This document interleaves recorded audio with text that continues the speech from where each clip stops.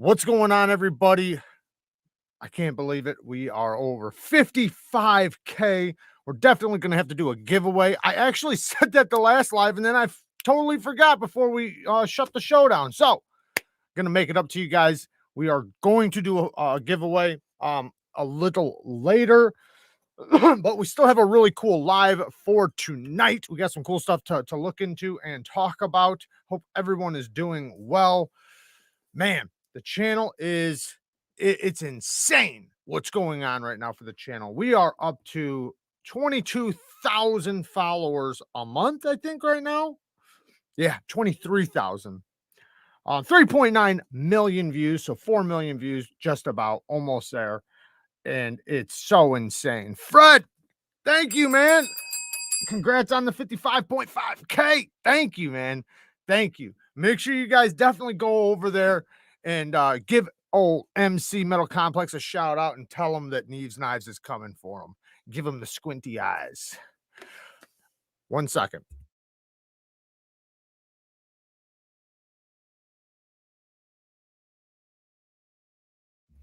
Anyways, what a loser, he says. What a loser. Jared, Shen Yun was great. Get me some cutlery today. Oh, you got yourself some cutlery. What brand? Shen Yun. I don't know if have I heard of them? Maybe I haven't. I just can't think of it. Gonna have to check into them. I can't think of it right now.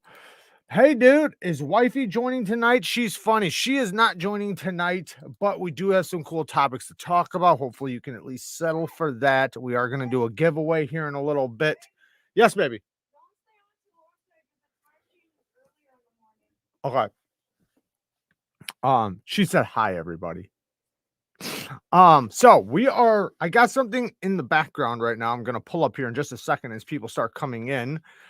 That I think you guys are going to love to see. I don't think I showed you guys this before, but it's going to be pretty fascinating. I think this fascinating to some of you guys. And also last week we talked about a company and a bunch of people asked me about this company that uses these exotic materials. Somebody actually sent me the name of them, so I found them. We're also going to check them out. Bro, had a blast last night. Mike, hell yeah. No, I did too. Good times, good times. Sharp thoughts, cutlery, culture, same thing. Yeah, there you go. Shout out to Mike Emler. Definitely go and check his channel out. Maybe somebody can link it for me. What do we have in here? 43 people. Don't forget to hit the like button on the way in. It definitely helps me out with the algorithm.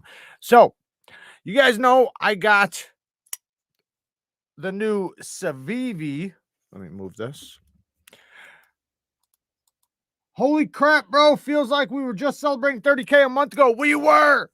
Congratulations, brother. Bang, gang, bang, gang, bang, gang. Yes, we were. 23K a month right now is what we're pulling. I'm sure it's going to decline and start going right back down. But hey, man, if you can pull 23K in a month, man, can't complain about that. So we got the Conspirator in the house. You guys just seen my first impressions on it if you watched it. So if you haven't, go check that video out. Awesome knife. It's a button lock, flipper, and it's got a fuller for the reverse flick. Works pretty good. I do kind of wish the fuller was it's sharp, but I wish it was just a tiny bit sharp. But it's sharp though. I can't complain. But I am, I guess. Oh, thank you, Hawaii. Hawaii's in the house. Thank you, man. I appreciate it. John says, I like that Savivi. Yeah, dude, it's a really good one. I like it too. I like it quite a bit. This is the one I've been most excited about.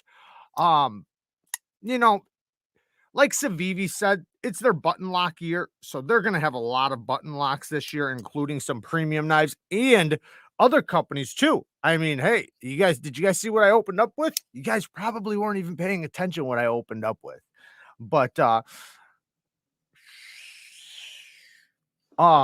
lot of button locks coming out lately. So, but you know what though? They've all been really, really nice. Now, I got a first impression on those coming up tomorrow because it's surprising how different the satin blade version of the original is compared to the coated blade. Feels completely different. I don't know if it's good or bad. We'll see. Love me some button locks. Can't complain. As he's complaining. Yeah, as I'm complaining, I'm saying I can't complain. But I mean, like, it's one of those things where like you prefer it, but you're not really complaining. You know what I mean? Like it's still good. It's just if I was going to do something, if I was going to upgrade it at all, I might possibly make it a little deeper and a little sharper. However, I'm not complaining. Like it's still great, you know. Hey y'all from Canada. Congrats on the 50K. 55K, Brandon. Get it right. Get it right. Just joking. Holy shit, man. 55K. Finally, channel growth you deserve. Thank you, man. I do appreciate that. I do appreciate that. Yeah, I've been busting my ass to do some, you know, some things on the channel to make it grow, and it's definitely been hyper successful, very, very successful. So I'm very happy with the work I've been doing on here. So I do appreciate, because it's all thanks to you guys. You guys are definitely the ones pushing it for me, hitting the like button, leaving me the comments, giving me the views. You guys are amazing. Bang Gang, yes, that's the one I'm probably most excited about this year for button locks. That new Malice is going to be sweet. And the Malice is like, it's one of my favorite knives. It's so awesome. Almost 56K already by the time we're done with this episode. By the time we're done with this live, we should be at 56. Congrats on the 55. Soon it'll be 100K. Man, if it literally stays the way it's going right now, we'd be at 100K in a couple weeks. No, a couple months. But still, though, that'd be awesome. But no matter what, it's going to teeter down. It's just the way things work. But man, like I said, man, I'm excited for this past month, past couple weeks, because technically it all happened in 2 weeks. Yeah, 2 weeks. Not even technically, like 7 days. It's a lot of hard work, but you deserve the hype. Thank you, John. I do appreciate it. It has definitely been a lot of hard work, and a lot of fun too at the same time. I need love. Knifetastic EDC. Shout out to Knifetastic EDC. Give him some love. Blaze Burger 55K. Why not 60? Are you not taking this serious? Hey, you're right. You're right, and I appreciate that, Blaze Burger. You're right. What the hell are we doing at 56K when we should be at 60K? You wait about a day or so. We'll be there. So definitely can't slow down on the effort and the work without getting there. But I am happy, though, that when I said that a few weeks ago, when I said that, you know, we're not even going to worry about 40K, we're just going to pass it up and get to 50K. And we did. We definitely did. And then we said, fuck 50K, we're going to 60. Forget Metal Complex. You're gunning for Shabazz. Yeah, we passed Birdshot, which is pretty awesome. Pretty awesome. Leaving them in the dust. I'm obviously joking, guys, but no, it is definitely a lot of fun. So let's get into some of these topics while people are crowding in here. What do we got? Let me just double check. I don't have my pad. Kara didn't charge it for me. How dare she? Gonna have to make her do some dishes now.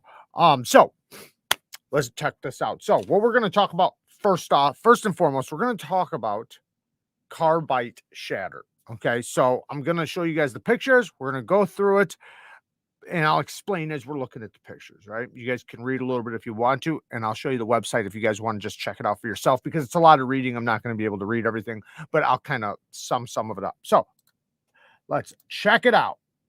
Bang gang.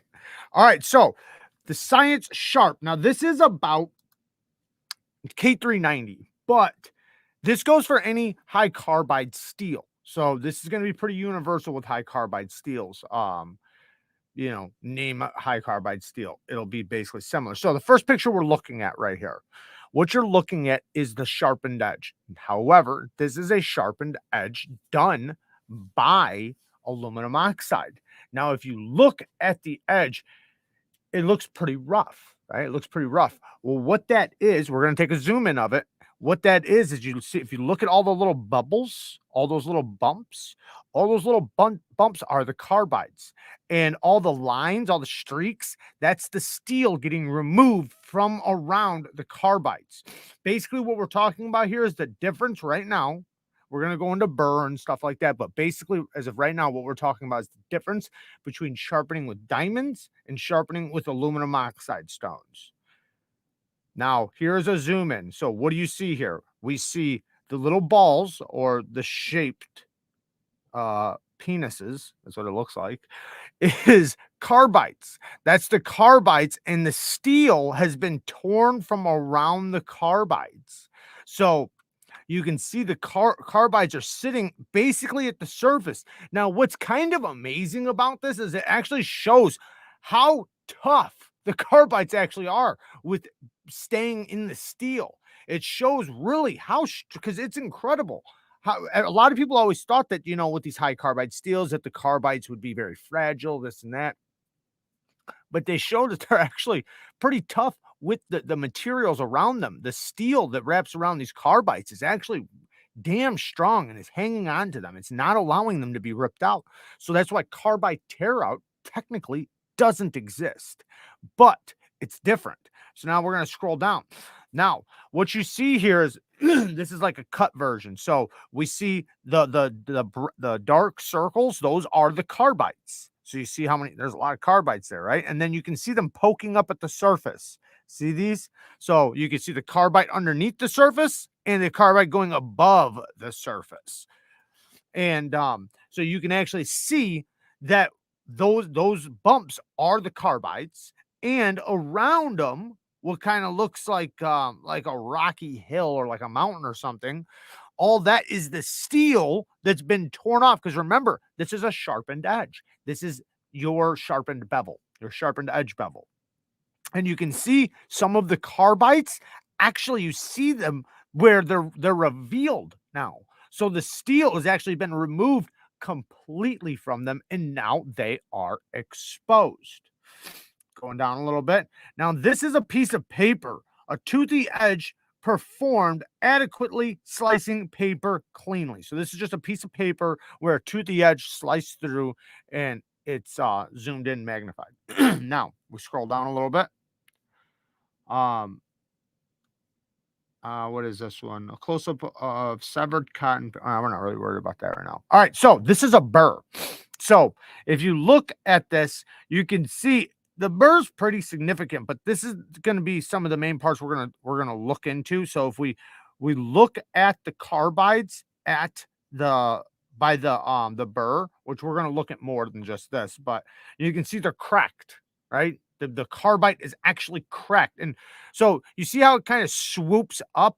I don't know if you guys can see my mouse. Let me see this. Can you guys see my mouse? Maybe not. I'm not sure. Let me know if you guys can or can't see my mouse. But you see the carbide up by the tip. That's the burr. You know what? There's a better picture of the burr. Let me scroll over. Okay, here we go. So you can see this is the burr right here. You see how it swoops up. So when you run your finger over the edge when you're sharpening, so when you finished one side of the edge bevel, upon finishing the edge bevel, you create a burr on the opposite side that you're sharpening on, and you can feel it. This is what you feel. Now, one thing you notice is that the carbide is cracked. Now that could be from stress and things like that, from it forming a burr. So we're not too worried about that carbide. But what you see here, this is done by Diamond now. This one, let me see, does it say what kind of stone? The surface appears. Or wait, no, I'm sorry. Wait, is this the one with Diamond?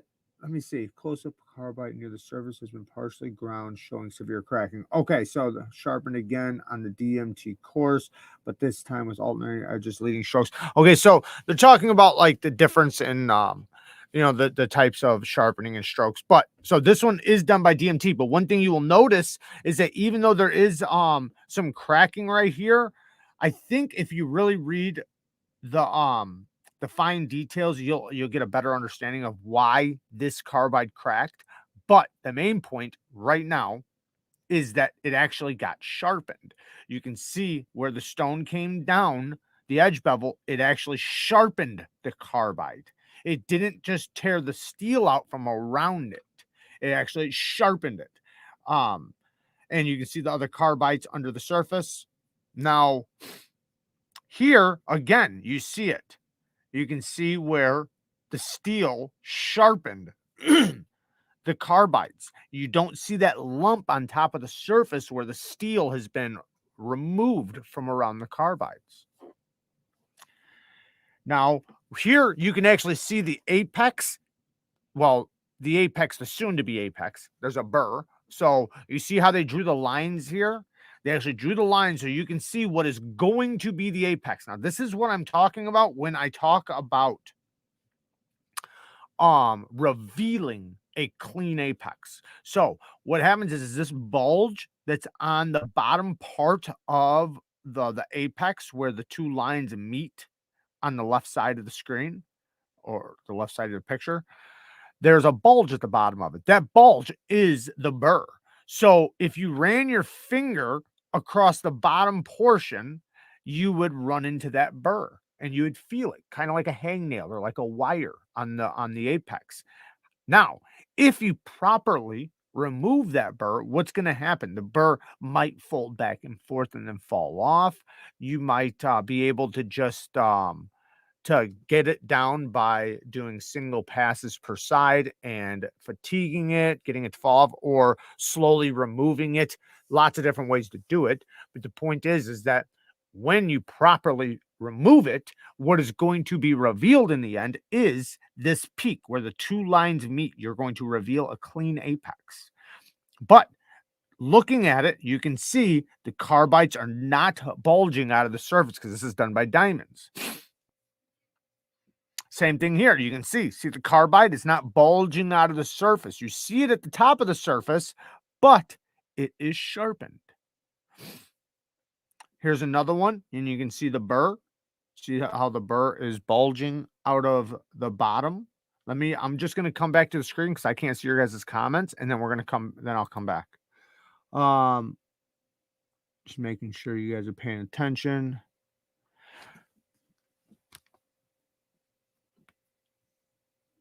All right. Okay, so you can see that the burr is on the bottom, right? And now it's just waiting to have a burr removal, right? Because when you sharpen, you're sharpening both sides you're sharpening an edge bevel on both sides, and then you're creating a burr and removing the burr, revealing a clean apex. Now, when you remove the burr, that can be very you can do good and bad. So it could be detrimental or very successful, right?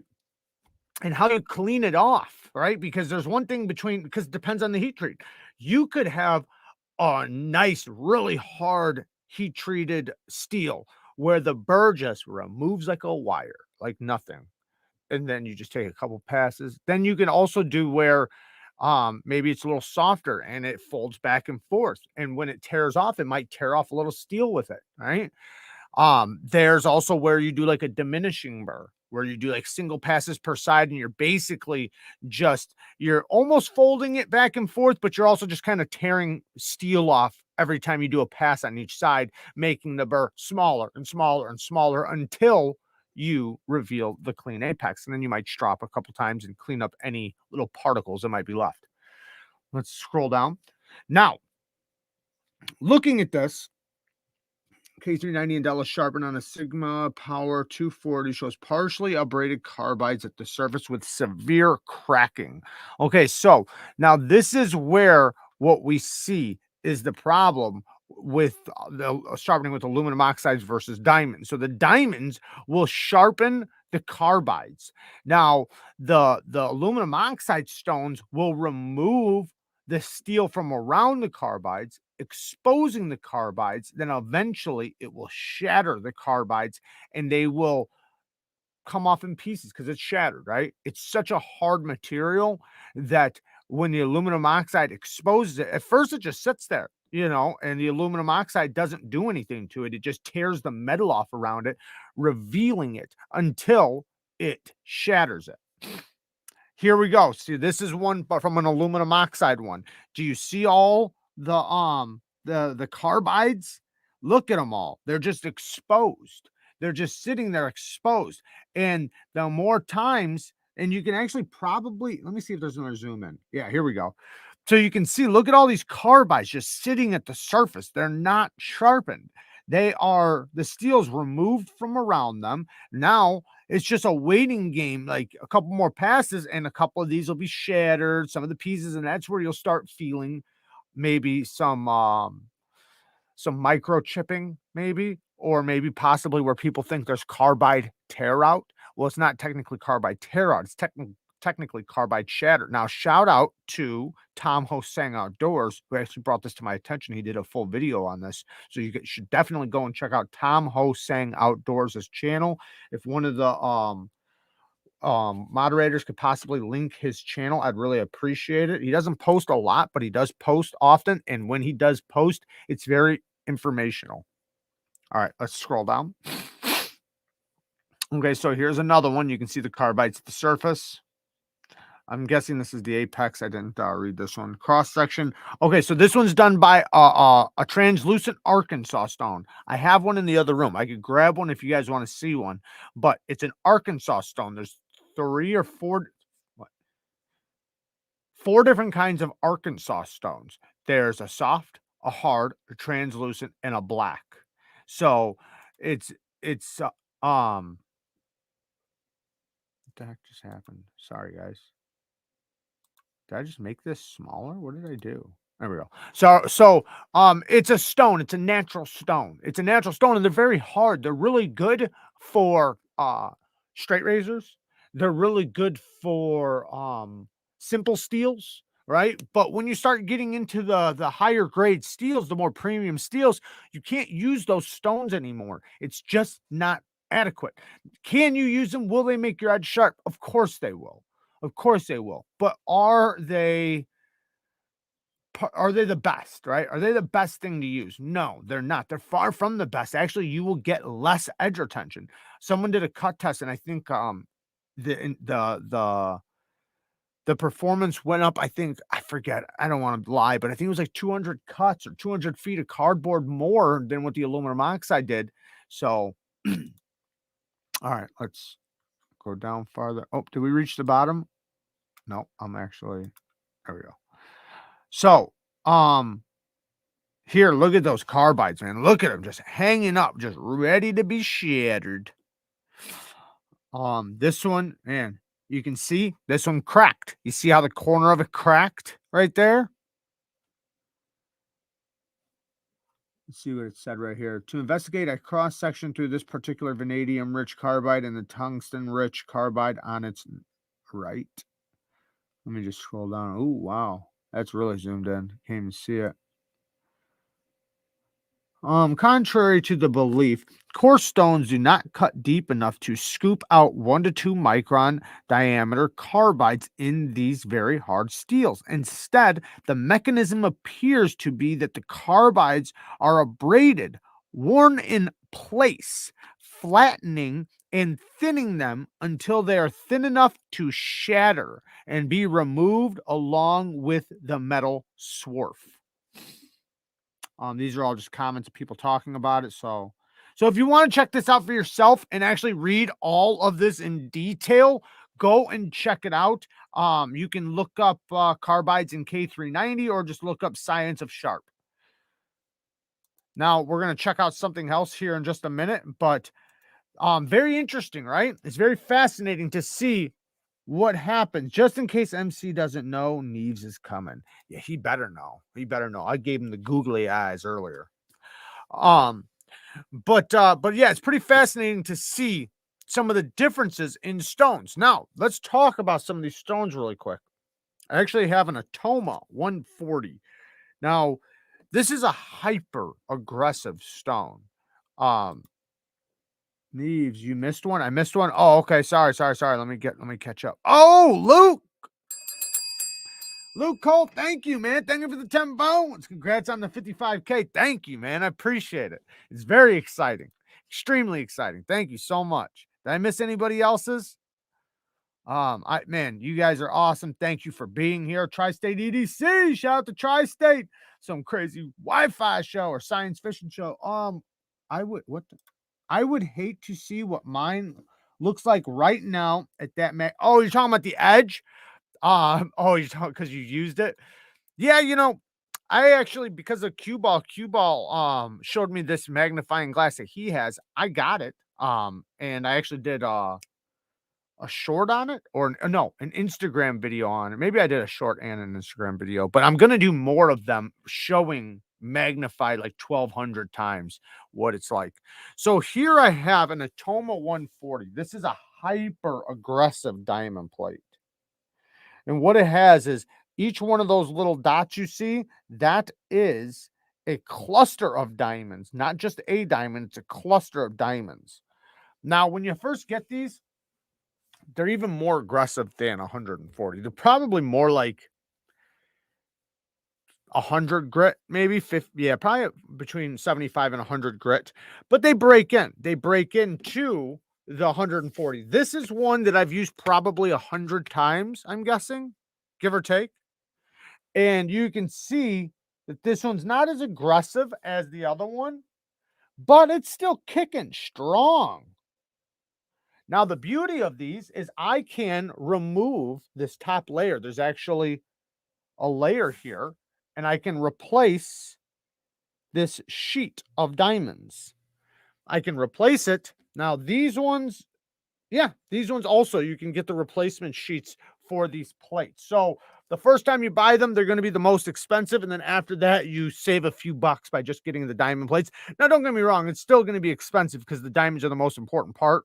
But yeah, if you have sharpening where you want to make it go fast, or like it's really thick, like I got this knife in right now, this BK2, that thing is gonna be some time.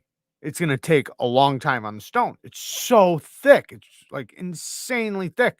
So I 100% want the most aggressive stone I can get to start off with, just to hog metal off.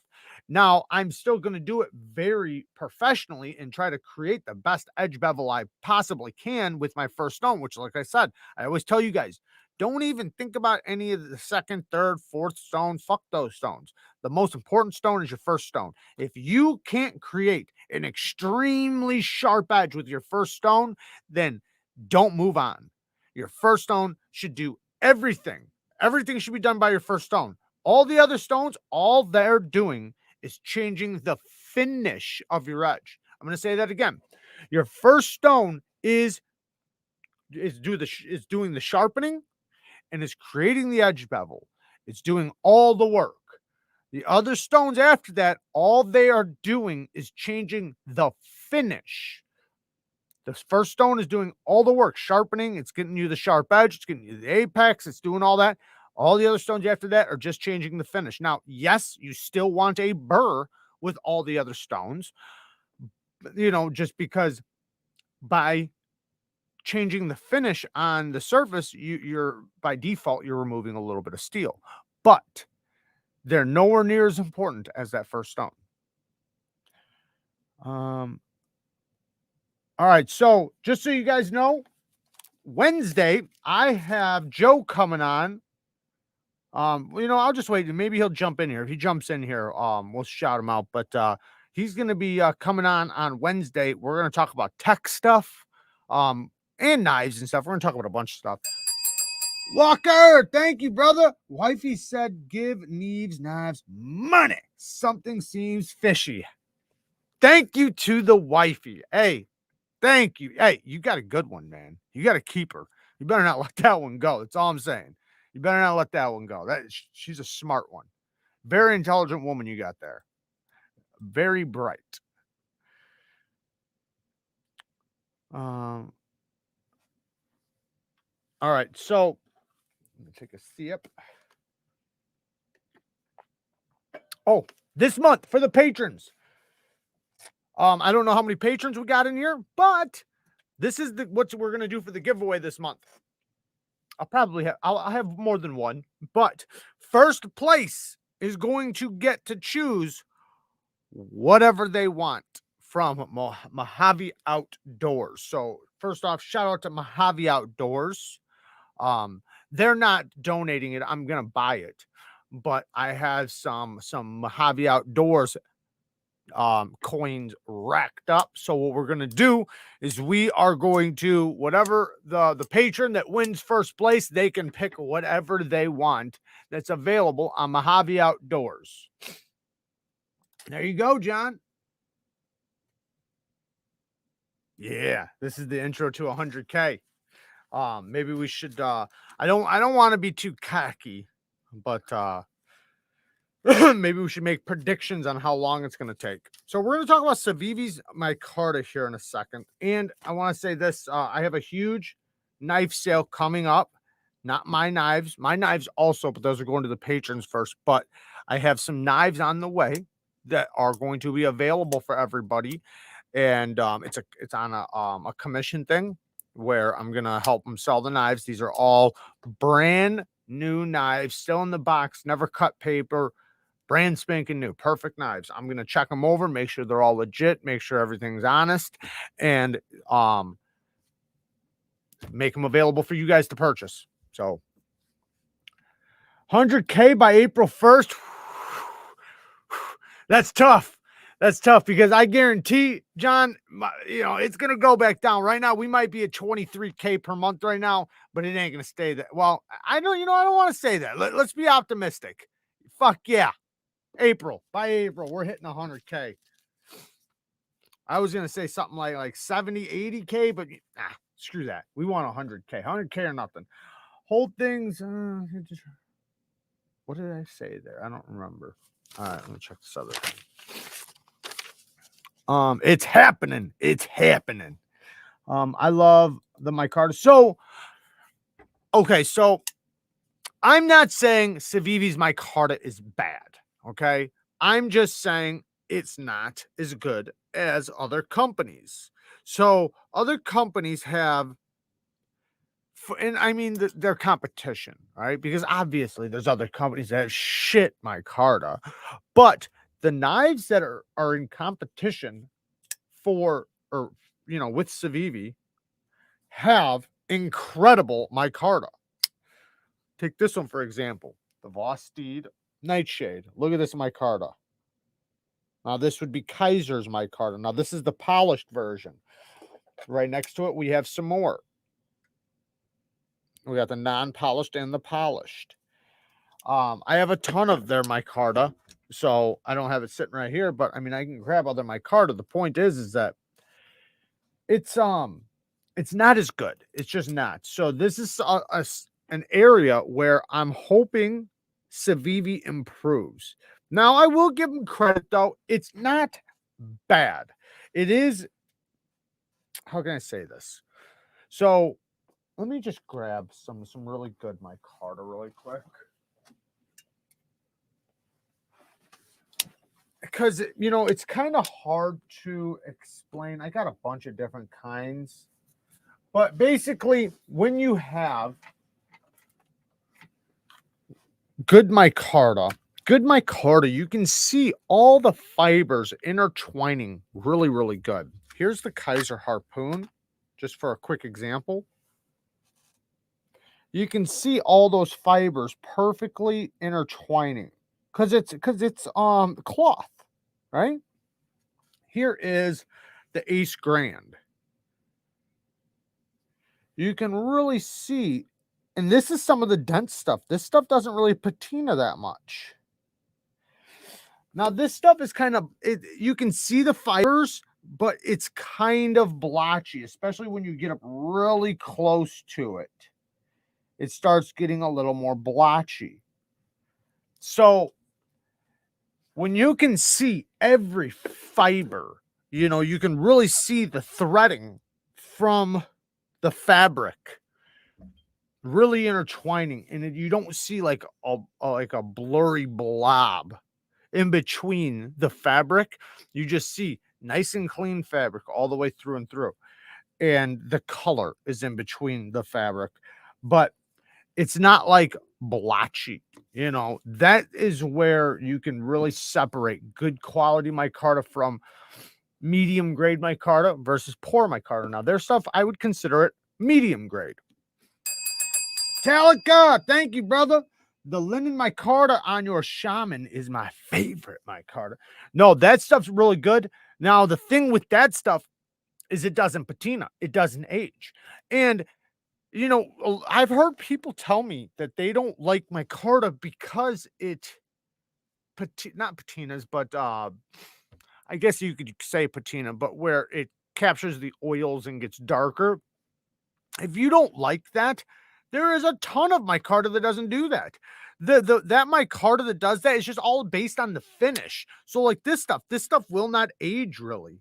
The aging it will do will take so long, it practically won't age. It's going to stay nice and smooth. It's not going to get any darker because it's polished. And they basically take the resin and polish it where the surface isn't porous. Now, when they take and they don't polish it, and the top of the surface is the fiber, then it's very porous because the fiber is on the surface and you can really feel it. It feels like a shirt, right? It feels like cloth or like your pants. It feels like denim or whatever. That's when it patinas, or that's when it ages and captures oil and stuff. So you have the option to have either one, maybe not on every knife, but you have the option to have micarta that doesn't patina or doesn't capture oil or get darker. I like it in micarta, but not copper and brass. I know what you mean. So to prevent that, and what he's saying is that he likes micarta to patina and age and capture oils and stuff, but he doesn't like copper or brass to do that. So you can clear coat it if you want. Like if you like the look of copper and brass, but you just don't like the smell or the patina, you can polish it and put a clear coat over it. Or if you really want to make it look good, you can patina it like we're talking about, but make it blue. Make it like really, really bright blue, almost like it's glowing. Then clear coat it, and you'll basically capture it in its patina form, and you'll prevent it from continuing its patina. Because technically the patina is an oxidization of the oils from our skin. If it wasn't from the oils from our skin, it wouldn't do that. I like my brass shiny also, but I appreciate a good patina. Me too. That's the way I am. I like them both. I like both patinaed and I like it nice and shiny. Dawn soap brings micarta back to new. Yeah, or alcohol. You can use rubbing alcohol. You can definitely clean it off. And then there's also ways to take the stuff that ages. You can put a clear coat over that too if you really want to, or polish it yourself. A lot of people just don't want to put in the work. They want to buy it nice and basically just the way they want it. They don't want to put any work in, which I don't blame them. You can't have copper on your house in the hood. They'll rip the shit right out of the side of your crib. Definitely. For sure. Yes, they will. Yeah, you want to be careful with copper anywhere in the hood, in your house or out. I seen people take you guys ever seen the fence posts? And at the top of the fence post, they'll have the copper cap. I seen this house had all the caps ripped off. Somebody went by and put in that work just to take those caps. Probably got $3. I like Shipwrecked Copper. So Shipwrecked Copper, let's look at that really quick. Yeah, Shipwrecked Copper is really, really cool. So that's the patina I like to do, and I'll tell you guys really quick how to do it. It's so easy to do. It's like the easiest thing to do at home. You can do this at home so easily. Anybody can do this, and we're gonna there we go. So if you look, like here's a knife, bang. So you see how the blue kind of looks like it's glowing in certain areas? Oh, that one didn't make it that big. You can make it solid like that. You can make it, here's different, oh, it took me to another page. Never mind. All right, get out of that. You can make it basically whatever stage you want. So it's very easy. What you do is you take a plastic container, like one of those Tupperwares. So you take that and you take a piece of paper towel. You put a paper towel in there soaked in ammonia. Then you sprinkle rock salt on it. Take another piece of paper towel and you lay your object on top of the surface of the paper towel. You don't smash it or anything, you just gently lay it on there. Then you take another paper towel soaked in ammonia with some rock salt on it, maybe sprinkle it over the surface of the whatever you put in there. Then just gently lay the paper towel over the top. You can even ball it up and lay it on the top, then cover it up. Let it sit for like 4 hours, but keep checking it. And just be careful when you lift the paper towel off because you don't want to change its position. You want to make sure it stays in that position so it patinas that exact pattern. But yeah, it looks beautiful when it's done right. I'm trying to get one of these to pop up, but it just sucks. So you see how this one has that bright blue. Now you can freeze this after you patina it. Here's the different stages right here. After you patina it, you put a clear coat on it. See, here's one that's done in the bright blue right here. This one's done all the way. They don't have no actual copper showing. You only have the patina. Here's someone. Is that a bullet? I can't tell what that is. Some type of tube. Anyways, but very, very cool. I like the way it looks. Now it also kind of takes away the smell too, because the surface is oxidized, so it doesn't have the I don't know, the copper with the oils on it because it's already oxidized, I guess. It's already past that point.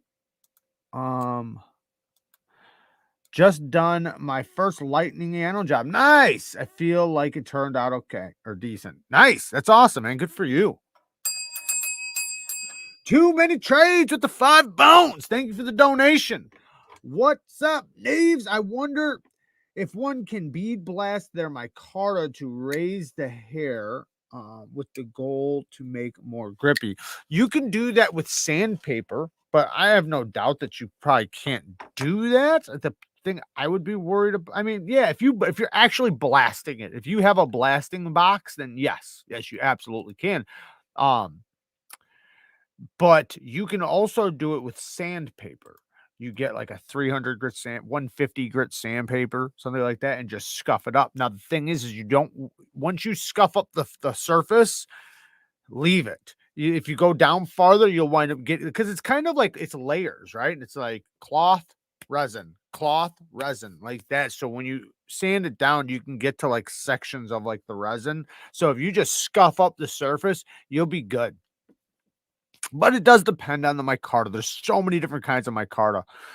Bang Gang says, Jared, have you found out when OG will be getting the titanium scales of the 80-20.5 yet? No, they're in the process of working on these aluminum ones. I'll tell you what, I got mine in.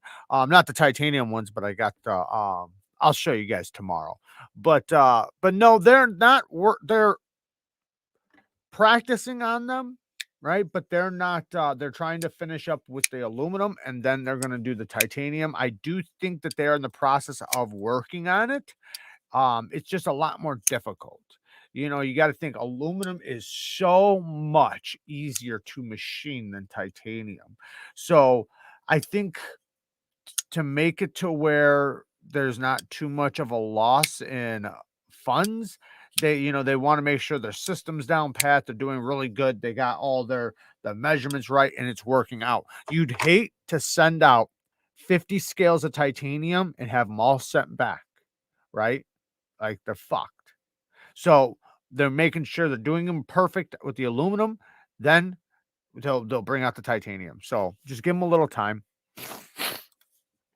Josh says, I like to think so sharp thoughts, but would like to hear a few more opinions on it. Huh. Tons of great affordable fixed blades. Yes, yes, I got one right here today. This is the Bob Terzola Civivi. The Civivi, damn it. What the hell's the name of it? I had it sitting here. It starts with an M. But anyways, it's the Bob Terzola Civivi fixed blade. You can look it up real easily. What's cool is it comes with this sheath with basically a tech lock on there. So you just hook that right around your belt, close it on, really cool. And you can reposition it by unscrewing these two screws, and then you can change the position, however you want. Very cool. And this it's pretty cool. The one thing is, man, this thing's kind of slippery. After I videotaped the first impressions, I kind of, it has jimping right here, but it gets slim right here. And even like Lefty kind of says, he's always afraid when a knife slims out like that it's going to slip out of his hand. I don't really worry about that, but I feel that with this. Like, I kind of feel like it wants to slip. Now, in the reverse grip, it feels solid because it's actually wider right here. So I feel like if I stabbed into something, I wouldn't slip at all. Not that I ever use a knife in that grip or anything, though, Yeah, thank you, Tamashi. Thank you, Pierre. I appreciate it. I do appreciate it, man. Thank you.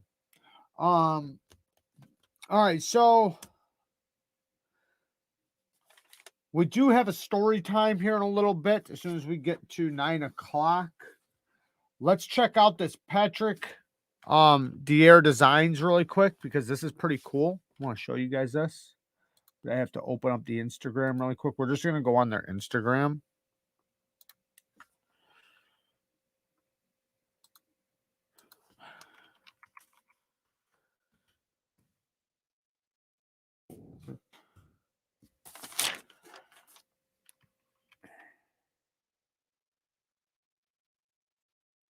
Here we go.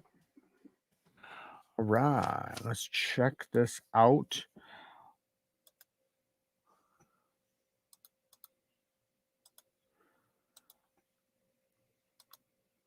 Okay, so if you look at these now, what they do is they make jewelry and stuff out of exotic materials, but like very exotic. You're about to see one made out of a dinosaur bone. Remember we were talking about dinosaur bones last week? Check this shit out. So maybe we'll go to their website here. You know what? We'll go to their website in a second. So, but let's take a look at their Instagram really quick. So this a pendant right here, this is Meteorite. Now, last week I talked about how you can tell Meteorite when you see it. So you can see how it kind of look almost like carbon fiber, but it has like jagged,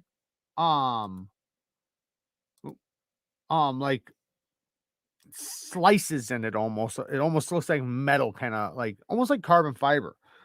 I'm not sure what this is, but let's read it. Opal dust ring. So they have some in like moon dust and opal.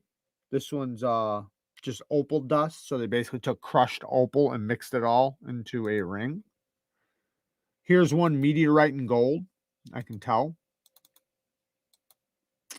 See the meteorite wrapped around? That looks so cool. So it's a solid gold ring with a meteorite inlay or overlay. Here's another one. What is this one?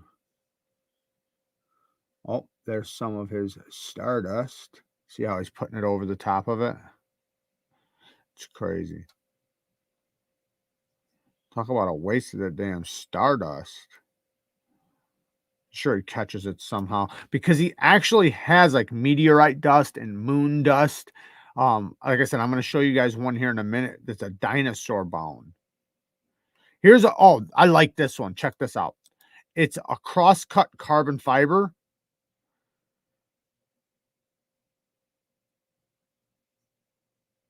So he's making a cross-cut carbon fiber, basically the sides of carbon fiber.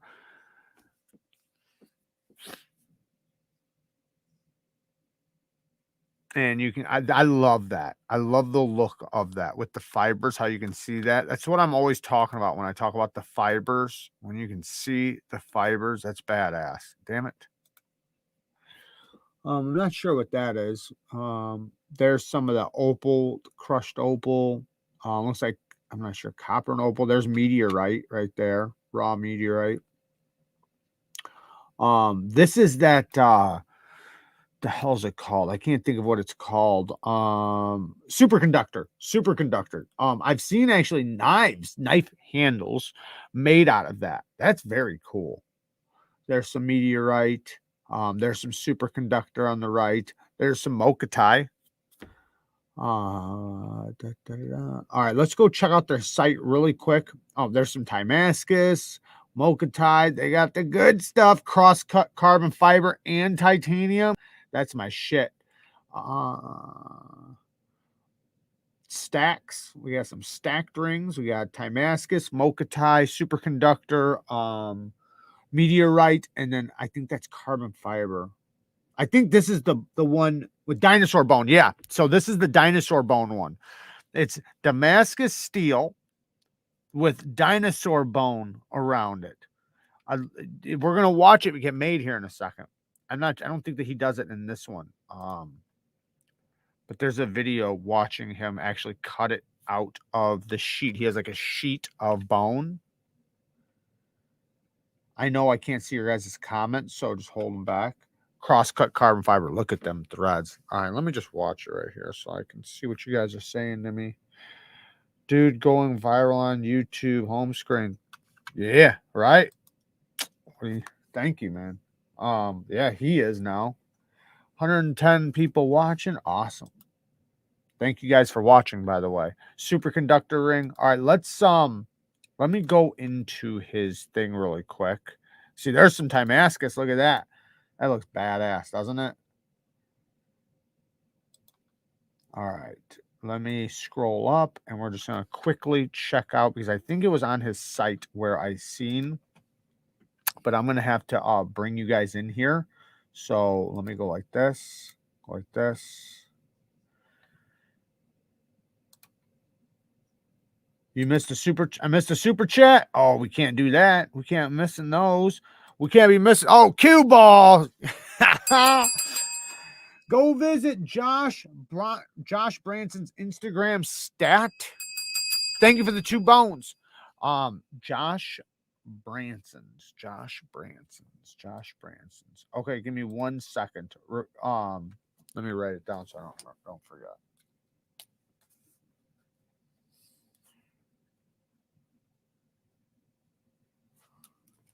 All right. Let me take this off. What's up, Yoda? Yoda's in the house. All right, really quick. We're just gonna check this out really quick. We won't be in here too long. I just want to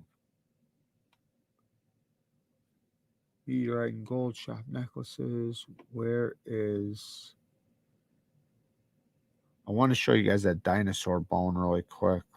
Man, I think it was here where I seen it. So there's all the materials that he does. Damn, look at all that. We might not be able to see it on here, but you know what?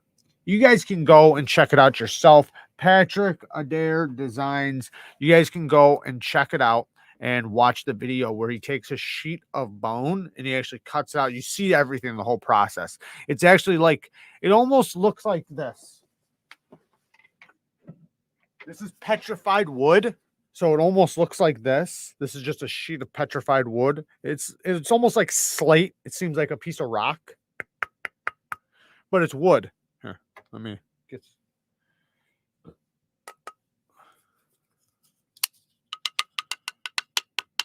Here, it's like it's very similar to rock, but that's what the bone looks like that he has.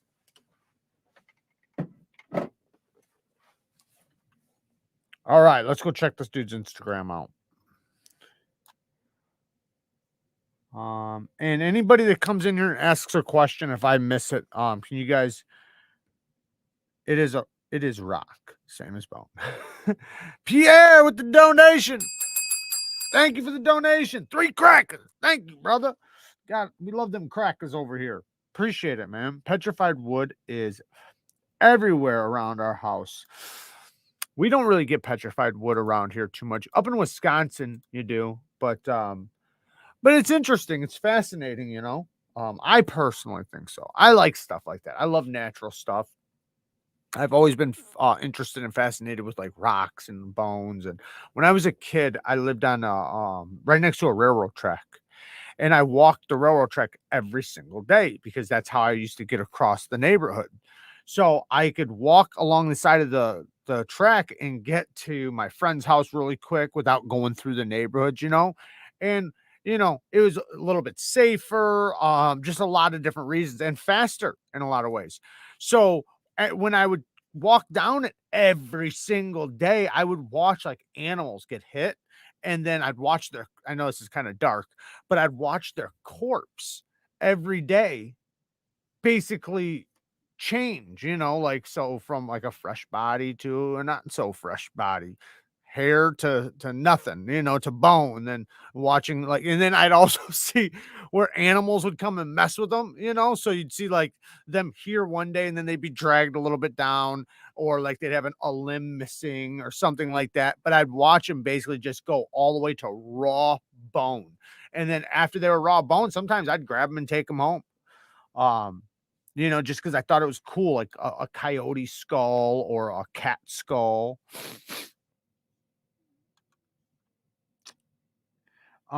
Jared, Josh sent you pics to look at. My bad. Oh, is that what it is? Josh Branson? Okay. I'll probably check him out later. Then I don't want to show him on here unless that's what he wanted me to do, was show him on here. I have a good sized chunk of petrified wood. Yeah, that petrified wood came from Alaska. My brother-in-law brought it back from me. He brings me all kinds of shit.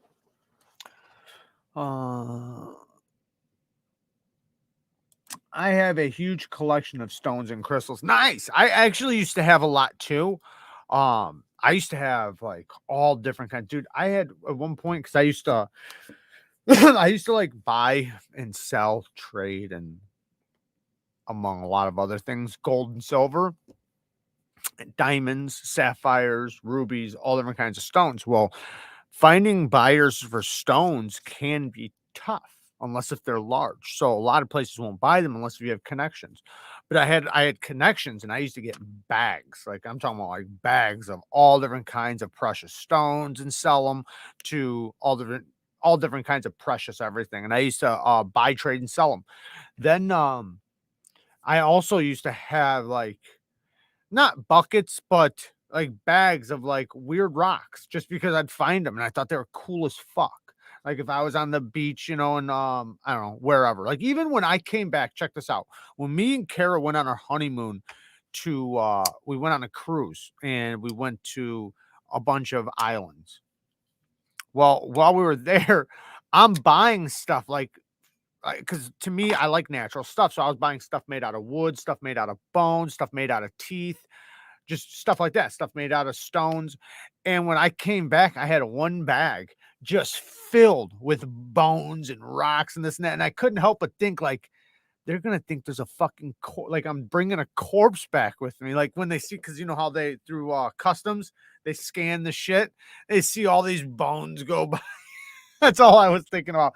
Whoa, Steve Yoder with the 50 bones. Thank you, brother. Hope you never stop this live chat Saturday nights. Thank you, man. Thank you so much, man. That's so amazing. 50 bones. Wow, man. Holy shit. Thank you so much. Man, that's crazy, man. Thank you. You guys are all amazing. I love doing this with you guys. I have such a great time here, and thank you for the donation. What time is it? Maybe we should do a giveaway really quick. Should we do the giveaway before or after story time? Because we do have the giveaway. So, and you guys are going to get to choose. Hey, there's Woman Carry Knives. Shout out to Woman Carry Knives. Go and follow their channel. definitely check her out. I mean, there's a few ladies in the community, but I think it's good to have, and especially with all you guys, like there's a lot of ladies in here too. But I'm saying with guys, they have their ladies, their sisters, their girlfriends, whatever. It's good to have the perspective of a female too. So definitely go and follow her channel. Story time. All right, before or after doesn't really matter. Okay. Um, So do story time first, and then we'll do the giveaway. All right, so we'll wait for that. Um, Stasa 23 is in the house now. Shout out to Stasa, man. Go and follow his channel. Do not now. But shout out to Stash23. Go and follow his channel. Maybe one of you guys can link his channel and Woman Carry Knives. I'd appreciate it. I know they would as well. Go and follow their channel. Awesome, awesome channels. And what was that? Chicago 23 says, do it now. Do it now. Okay, we'll wait just a couple minutes and we'll do the giveaway because we're gonna make it an easy giveaway. We're not gonna want to sit here and fuck around for 10 minutes. We're gonna make it super easy for you guys. And I'll tell you what. Think about it right now. Would you rather have a brand new Kaiser harpoon or a brand new mini bag lighter? Pick which one you want. Think of which one you want because you're going to have a choice. Oh, there he is. I was wondering if he was going to come in here. We got Therapeutic Edge in the house. Definitely go follow his channel too. Therapeutic Edge and Woman Carry Knives, husband and wife combo. They both have their own channels, but they also do their a combination where they go live together. And obviously, they're husband and wife. I'm just letting you know that those two are a team. Native Wildman says, Woman Carry Knives, I'll have to look at your channel. Yes, you definitely have to go look at the channel. For sure. David wants the harpoon. Nice. All right. All right. Well, you're going to have the choice. And they're brand new in the box. Brand new in the box. We got them right here. We got a brand new harpoon. And we got a brand new mini bag lighter. This one's in the micarta that's similar to this. Josh with the dono. Thank you. Feel free to look at them, bro. Feedback is welcome. All right, we'll check them out. Thank you, Josh. I appreciate it. Thank you for the donation. Do you mean look at them here? Because I don't want to look at them right here if you just mean on my own time. Let me see what we're talking about.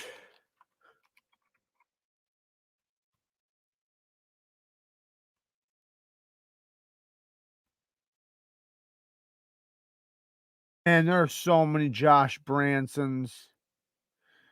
I am not going to know which one. There's just too many.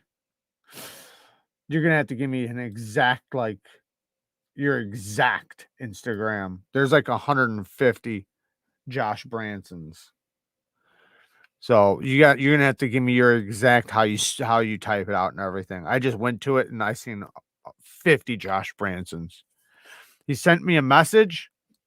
Oh, I see. Right. What am I talking about? What an idiot. What an idiot. Come on there, Dun. He sends you a damn message. It's in my request. I got it. Okay. Got a headache.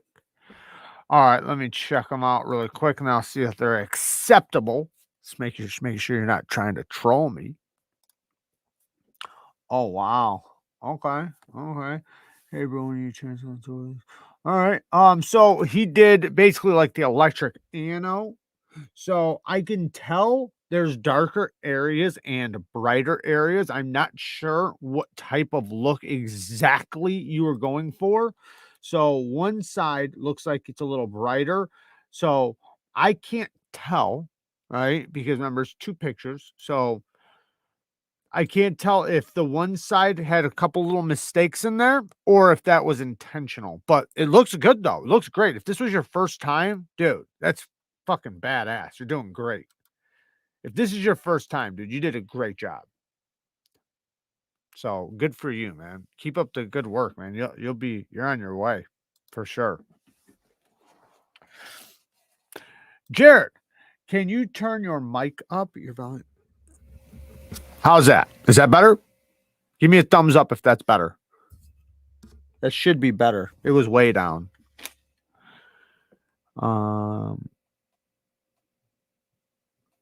Thank you, Steve. Have a good night, man. Thank you for joining. I'm so glad I don't generally suffer from headaches. I get maybe one a year and it's miserable.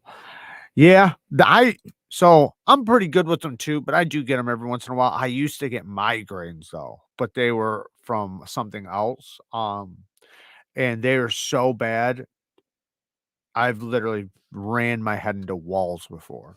So, and it was a teeth related, but so bad to where like, and then, I also, when I ruptured my eyeball and shattered all these bones in my face, that was the worst fucking headache ever. It was good before, but louder. That's how it works. That is how it works. All right, just found your gravity knife video and I fell in love with the channel. Oh man, thank you so much. I appreciate it. And if since you're new to the channel, go through I got playlists, so you can check out playlists, sharpening playlists, first impressions, top tens. I put like 5 fasts, and I put multiple different things in the top tens list. I probably shouldn't, but I do have a lot of playlists. We got all kinds of stuff. You can check out the channel, but welcome, man. I appreciate you checking it out. Thank you. Jared, what do you think of the Civivi Lumi? It's fine. I don't think there's anything wrong with this. Civivi does a good job. It's just not my style, I think. I've never tried it. How can I say it? The blade shape is just a little weird to me personally, but I could see it being an awesome knife for somebody. If you like the way it looks, then it'd probably be badass, because me looking at it, it looks like it's very functional. I prefer a different blade shape. That's it. Blades and EDC with the 5 bones. Thank you, man. Jared, I'm almost at 100 subs in my first giveaway. Shout out to Blades and EDC. Go and give him a follow so we can get him over 100. He's almost there. If he's almost there, then you guys should be able to get him over 100. Go and give him a follow. Check his channel out. Remember, any of these channels, if you guys don't like them, you guys don't have to stay tuned, but at least go check them out. See if you like them. See if they have content that will keep you there. And if not, you don't have to stay, but at least give them a follow. Check out what they have to offer, and then decide after a few weeks. What's up, Mom? Jared, how are you doing? Hope everybody's doing fine. So, hello, everyone. Hey, Mama. This channel has me ready to bring a knife to a gunfight. Hey, within 21 feet, brother. Within 21 feet. I was once hospitalized for migraines years ago. Been years, thankfully, since I've had one. Damn, yeah. I've been like where I've went to the emergency room because of them, but it was always related to something else. So, but yeah, man, bad, like bad. Like I said, man, I went like weeks without sleeping, beating my head against the wall, wrapping literal belts around my head to squeeze it to put pressure. Oh, right now, just thinking about the shit, it's so horrifying, man. So bad. Sub, some nice knives. Awesome, Mike. Thank you for checking his channel out. They are on. Okay, yeah. I checked them out. Okay. I have 192 subs. I do fishing, knives, and other outdoor related activities. Well, Native Wildman, why didn't you say that before? Why don't you guys go and check out Native Wildman's channel? He does fishing knives and outdoor related stuff. I had a guy earlier, it wasn't you, but there was another guy earlier in the chat, and he wasn't arguing with me or anything, but he was giving a different perspective, and he was talking about how that he has like a knife collection of like 30 knives or something, and he was saying that most of them are fishing knives, and he was saying that like a Smith and Wesson is all he needs. And I was kind of telling them, like from my perspective, a Smith and Wesson is like the last knife I would recommend to anybody. Like to me, I would recommend 20 other knives over a knife like that because of the materials and the quality versus what you could get for the same price, right? Why would you spend, to say, let's say $20? Why would you spend $20 over here for something that you can, when you can spend $20 over here and get much, much better?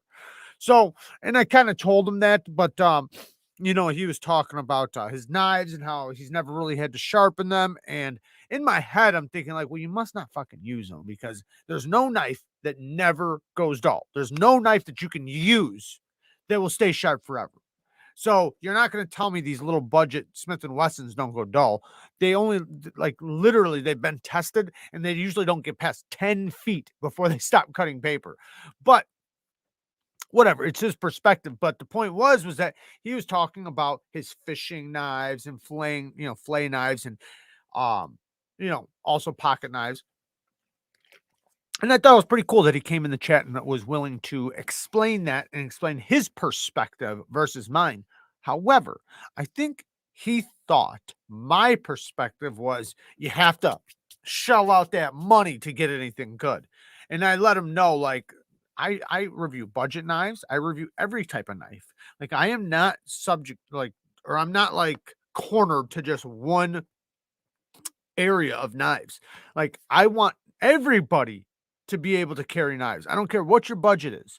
If you have $10 that you can spend on a knife, I want you to be able to get the best quality $10 knife you can get.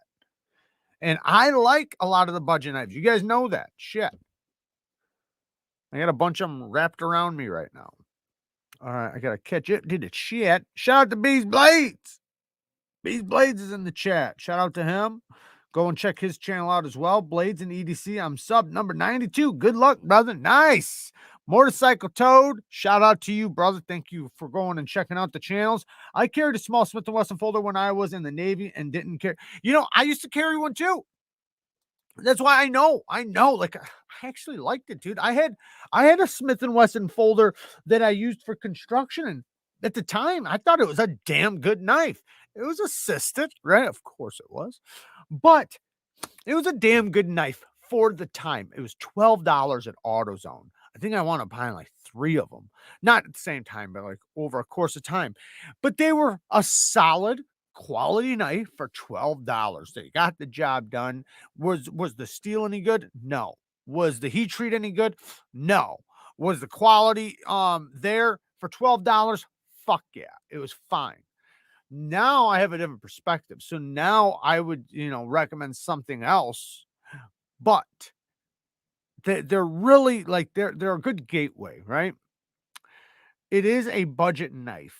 It's about the lowest tier you can get to. So it's a great doorway into, going into better knives. Everybody starts out somewhere, right? Everybody starts out with most people start out with those knives.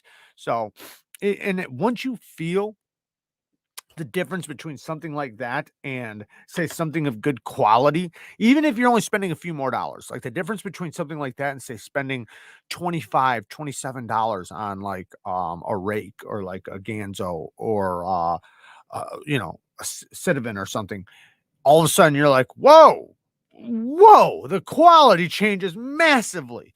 And if you're used to your knife going dull really fast, you're like, wow, man, this thing actually stays sharp for a long time. Seth with the 20 bones, man. Thank you, man. Seth, thank you so much. Thank you for the content as always. No, thank you for the 20 bones. Thank you, brother. I do appreciate all the donations, man. You guys have no idea. It all goes back in the channel, and it definitely massively benefits. Thank you so much. One of my knives come back with a simple stropping. Wait.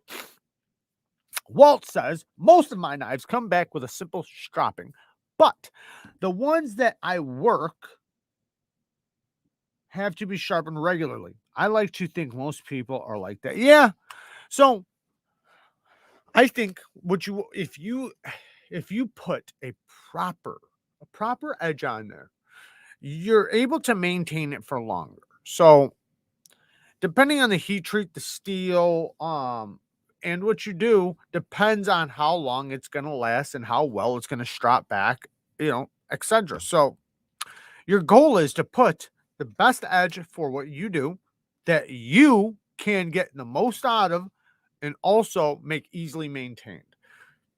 You don't want to have to resharpen your knife constantly. You want to be able to use it, hit it on the strop a little bit, bring it back. Use it, hit it on the strop a little bit, bring it back. You don't want to overstrop, but you want to be able to easily maintain it so that when you do need to sharpen it, one, it's time to sharpen and you've gotten as much life out of it or as much work out of it as possible without damaging. Now, what you don't want to do, then this is why stropping is so important, because the difference between a knife that's maintained versus a knife that's not is you wind up having to remove a lot more steel.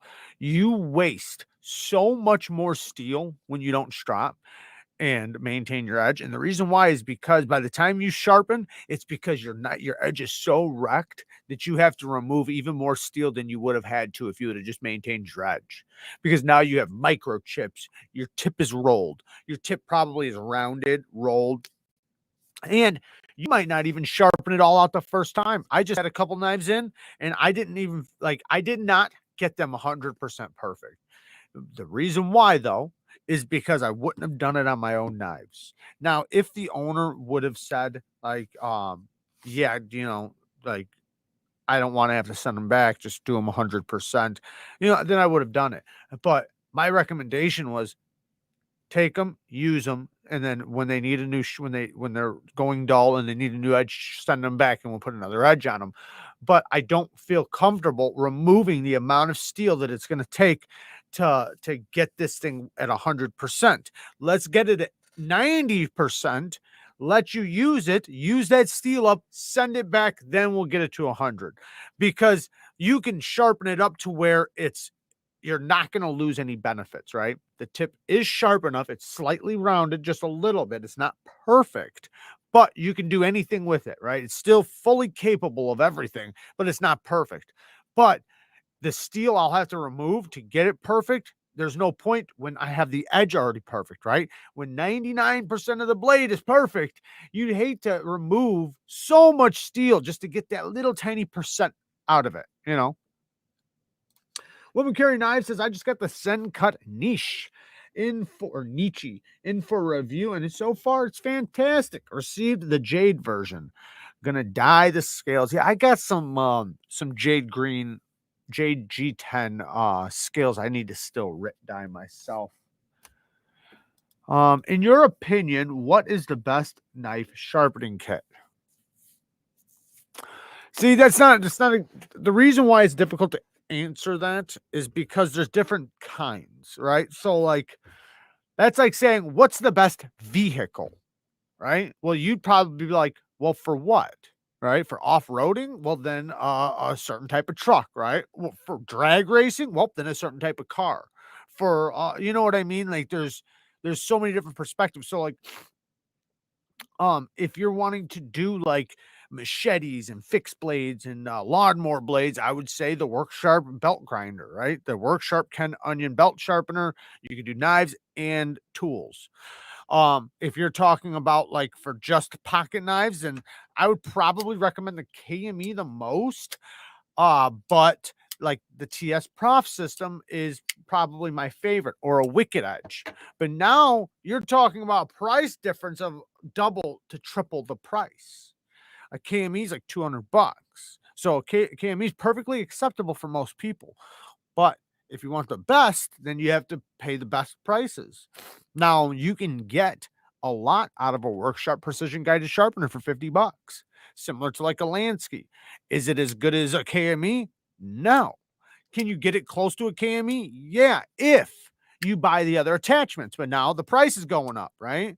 So you see where we're going here? It's like there's always another part, another attachment, or another this to make it better. Or you can just shell all that cashola out and get the big system, right? So, but I would say the best, in my opinion, is the TS Prof system. There's so many different kinds though. They have the Blitz, they have the KO3, they even have giant ones that'll do up to machetes and swords and shit. But the Blitz is perfectly acceptable for pocket knives up to decent sized fixed blades. But it's like 400, $450, $400, and that's without the stones, you know, or like $400 without the stones. What happened to the story? We got the story time. We got 10 more minutes till story time. 10 more minutes till story time, and then we will do the giveaway since you guys wanted to wait. Love watching your show and seeing you are so awesome. And I have to say good night. I have early morning with the kids. So love you. Good night. Love you, Mom. Thank you for joining. Sweet dreams, Mom. Yeah, the TS Prof. But you can't recommend that to everybody, right? Like say somebody who has, let's say somebody has 15 knives, right? But not one of their knives are over $20. Could you recommend that to them? Fuck no. They're not going to buy it. They can't afford it. And it's not even that they can't afford it. They won't be willing to afford it. But if you have somebody with a handful of Sabenzas and good quality knives, their knives are expensive, well, then you should get a sharpening system to match your collection. And I say that because you're going to wish you would have. You want to get the best for the best tools. Now, not saying that like the Worksharp Precision Guided Sharpener, that's fucking great. If you just have to buy the upgrade kit, you know, the upgrade stuff. If you buy the little attachments and parts, man, you make that system awesome. Damn near a KME. Yes, a KME is still going to be better because it comes with all the parts already. If spammers come in, Jared, set the chat to slow-mo, one message every 10 seconds. If spammers come in here, we'll just get them removed. But we had the scammers come into my channel again. I got to set some things up to prevent that, man. They've been trying to tell people they've won things. Listen, guys, I will never, ever, ever message you in the comments and tell you won something. I might say congratulations, but I will never just come out and tell you won something in the comments. What you have to do is if you win something, you have to see you won it. I'm not going to chase you down. So I will do a giveaway. I will pull your name. It will say your name and you will see it. And if you don't see it, then that's on you. But I'm just saying, like, I will never just make a random video and then tell you in the comments that you won something. It's not how giveaways work. So don't ever believe that. And always look at the names. If you see Neevesknives logo, look next to it. Make sure it says Neevesknives. Because the scammers, it's just the logo. You don't see my actual name next to it. What's up, Todd? I have the Worksharp Precision Adjust along with a set of water stones and diamond stones. The fixed system is great for pocket knives, but for large blades over 7 inches, I go with either diamond or water. Agreed. Yeah. Yeah, that system, you can do small fixed blades or certain kitchen knives, but it's better to just freehand them at that point, unless if you get a bigger system. I enjoy freehanding, so I know a lot of people don't have the time to learn and have the patience, I guess. But if you do have the patience, it is a damn good skill to learn. Not only is it enjoyable, it's therapeutic. And there's something so beneficial about getting an edge so damn sharp by yourself. You know, it's like building something, you know. It's like making something. There's something rewarding. There's something so rewarding about doing it yourself. Not saying there's nothing rewarding about doing it with a fixed angled system too. Of course there is. I still get a sense of it's still rewarding to me and therapeutic and everything doing it on a fixed angled system. But just not quite as much for me as the fixed angle. Now, some people will see it the opposite way. Some people will say, nope, I get too frustrated. It's not therapeutic at all for me. I get mad and I start breaking stuff. So it's better for me to have a fixed angled system. And I would agree. Jared, you still owe me that fall Neven modern Bowie you said I won in the comments. Yeah, I bet I did. I bet you did. Someone told me I won. Yeah, that's what I mean. Don't believe those. The scammers have been out like crazy. What they do is, and then they'll tell you that to send them money for shipping. That's what they do. Regardless what they say, don't believe them. If I get a hold of you, it's going to be personally. I'm excited. I should be getting my VOSTEED Bellamy on Monday. Nice. Hell yeah. Yeah, you should be excited because that's a bad. I actually got one right here. Bang. Fire. This thing is so smooth. One of the best front flippers. I want to say it's the best just because of the way the jimping's designed. And like, just look at the flipper tab. Look at how that's designed. It goes up and then it angles right here. And then it goes around in a circle. So you can put your finger right on top and get it, or you can go right in the front and get it. And then you still have the flipper tab too, which the detent. I wish all knives had a detent like the one on this. This is literally a perfect detent.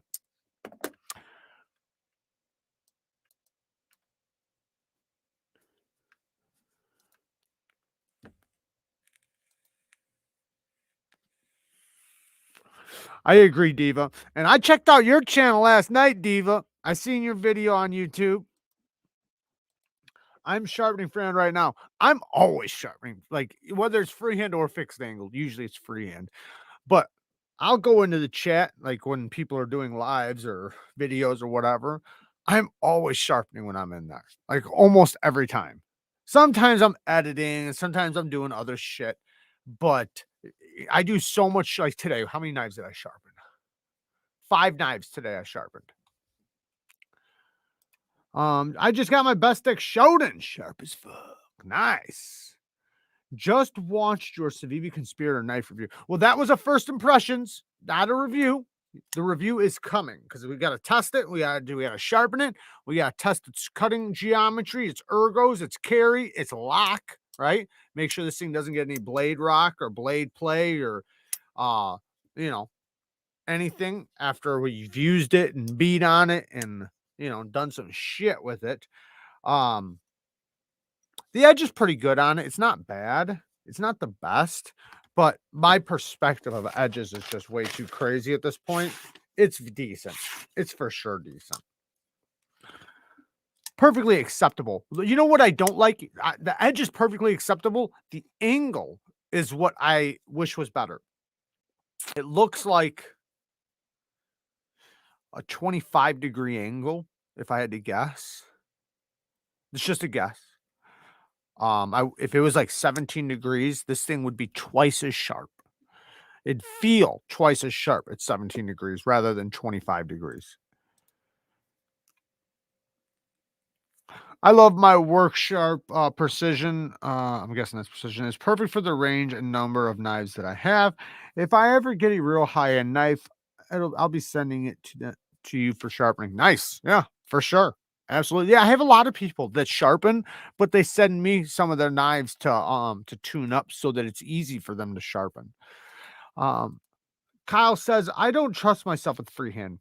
I've got the work sharp guided system that's flat. Thinking of upgrading to a TS Prof Cadet. I've got several low to mid-grade knives. I really enjoy sharpening overkill. You know what? If you're gonna, I'm just telling you right now, man, if you're gonna get the TS Prof Cadet, do it soon. You will not be able to get them soon. I'm just letting you know. Most likely. I mean, I'm not positive, but if I had to guess right now, I would guess that soon they're going to be sold out. The blade shape reminds me of the Sharp by Designs Mini Tempest. My Sebenza 31 is supposed to arrive Monday. Got it from White Mountain. Nice. Good for you, man. Oh yeah, there's Diva's channel. Jared, can you tell me your technique on smoothing out the action on a Sebenza? Yeah, so one thing is just using it. That's number one, opening and closing and using it, because the number one thing to get a knife smooth is not the pivot. Everybody thinks it's the pivot. Everybody thinks it has to do with the pivot. The pivot is probably 20% of the smoothness when it comes to getting it more smooth than what it is. So the detent ball is the most important part to create a knife very smooth, whether it's the lock bar strength and pressure or the detent itself smoothing out a spot. So opening and closing is going to break in a track for the detent ball. Once that's broken in, that's when your knife starts getting very smooth. Now, what you can do though is you can take your washers out and you can polish them. Now, you want to be careful with the Sebenzo ones because they got the ones with the holes, but you can still do it with it. You put it on a flat, hard ceramic stone, a sapphire stone, you know, a very fine Veneve stone, something that's very, very fine, like over 2000 grit. If you can get a stone like over 2000 grit, you can just, and it's really quick. You just put it on the surface and scratch back and forth for like 5-10 seconds, flip it over, do the other side. You're not trying to remove material, you're just trying to make it smooth. You can do it with a strop. But then another thing is grease, not oil. Use grease. So Sabenzas usually come with the grease. Shake that bottle up. But yeah, that's it, really, man. Using it, breaking it in, and yeah, you could maybe lighten up the lock bar strength a little bit because that's basically what's going to happen over time from opening and closing, opening and closing, opening and closing, opening and closing. It's going to make the lock bar it's not going to have as much pressure. But then again, that pressure is what's helping break in the detent track. So I would say just use it, open and close it a bunch of times. You can polish the washers. I'm going to start putting sharpening and knife videos up on there and Instagram. Awesome. Nice. That's badass. I'll check it out. Carry me around the house by my ankles like a dirty bag of garbage. All right, rocks. It's like 17 degrees outside. When exactly is this garbage weather over? I know it was so beautiful the other fucking day. Now it's like, what is going on? Does Jared have a White Mountain Knives discount code? Yes, he does. Been using Lefty EDCs, but would like to spread the love. Yeah, I mean, I don't get nothing out of it, but yeah, it's Neeves Knives. Neeves Knives, you can get 10% off. This is basically the same. It doesn't matter if you use his or mine. So thank you so much. Oh, for Q Ball. Yeah, Q Ball linked the channel. Shout out to Diva. Which time is it? Oh, it's past that time. Let's do some story time. And then we'll do the giveaway. So 110 people in here. So I picked a couple stories. I told these one of both of these stories before. I'm not sure if I told the one before, but I definitely told the one before. Anyways, point is that I was asked a couple days ago to actually tell the story. Somebody was asking me about something, and then they asked me like to tell the story on here. So, and I know like a lot of the stories I've told in the past, like in the beginning, nobody was really in here. There was only a few people in here. Now we have a lot more people in here, so a lot of people haven't heard some of the stories. And there's a lot of stories I'd love to tell, but I just can't. It's like one of those not good for YouTube stories, or possibly within a certain time frame, and it just shouldn't be talked about. But the one story is a dog attack story, and that's the one I was actually asked about. Then I got 2 cop chase stories, and I'll leave this one out. So, is Maurice in here? No, Maurice isn't in here, is he? No fucking way. Where's Maurice? Someone's bullshitting. I don't see Maurice. All right, you guys are just messing with me. All right. I see. Where is Maurice in here? If I see him pop in. Okay, so this one story is not in the chat, but shouting him. Oh, okay. Well, shout out to Maurice. He's probably watching. Shout out to Maurice. We love you, brother. Can't wait till you return. All right, so let me take a couple hits of my jewel. Then we'll start the story. So this is a story about when I was taking a walk in my neighborhood and I got attacked by a dog. So before I go into that part, you have to know that the dog belongs to somebody in the neighborhood that fights dogs. And this dog was a very dangerous dog. And I knew the dude like very well. Like we went to school together, we grew up together. Like I know the dude very well. And what the fuck? Sorry, guys. Shout out to Maurice. Everybody shouting out Maurice. He's gonna love this.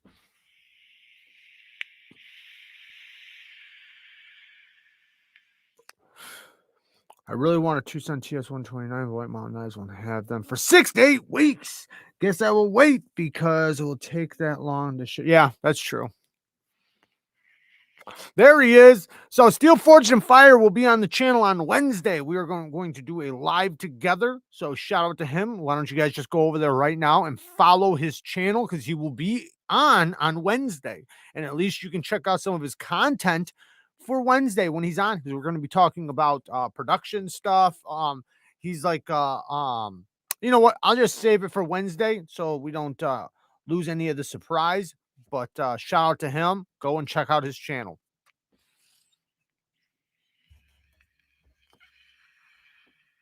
So, anyways, so this dude has this dangerous ass dog, and it's always with him, right? It's always with him or chained up at his house, you know. And everybody like in the neighborhood kind of knows this dog because it's a dangerous dog. Like he's been raising it to be a killer. It's not like he's the only one in the neighborhood that does it. So it's not like it's even considered a bad thing, right? I know it's a bad thing. Like I'm a dog trainer. I love dogs. Like I think it's horrible, but the point is at the time I was young and it was very normal, right? A lot of people had dogs that fought like it was just a normal fucking thing. Anyways, so I leave my apartment and I'm going, I don't remember where I'm going at the time, but I'm going somewhere, but I'm walking through the neighborhood. And as I'm walking through the neighborhood, it's dark. It's like midnight. And so it's really dark out. There's street lights on. Shane, in honor of Maurice with the 5 bounce. Thank you, brother. Shout out to the Bang Gang. If anybody doesn't know what the Bang Gang is, the Bang Gang is the membership. Right next to the subscribe button, there's a join button. You can join the membership.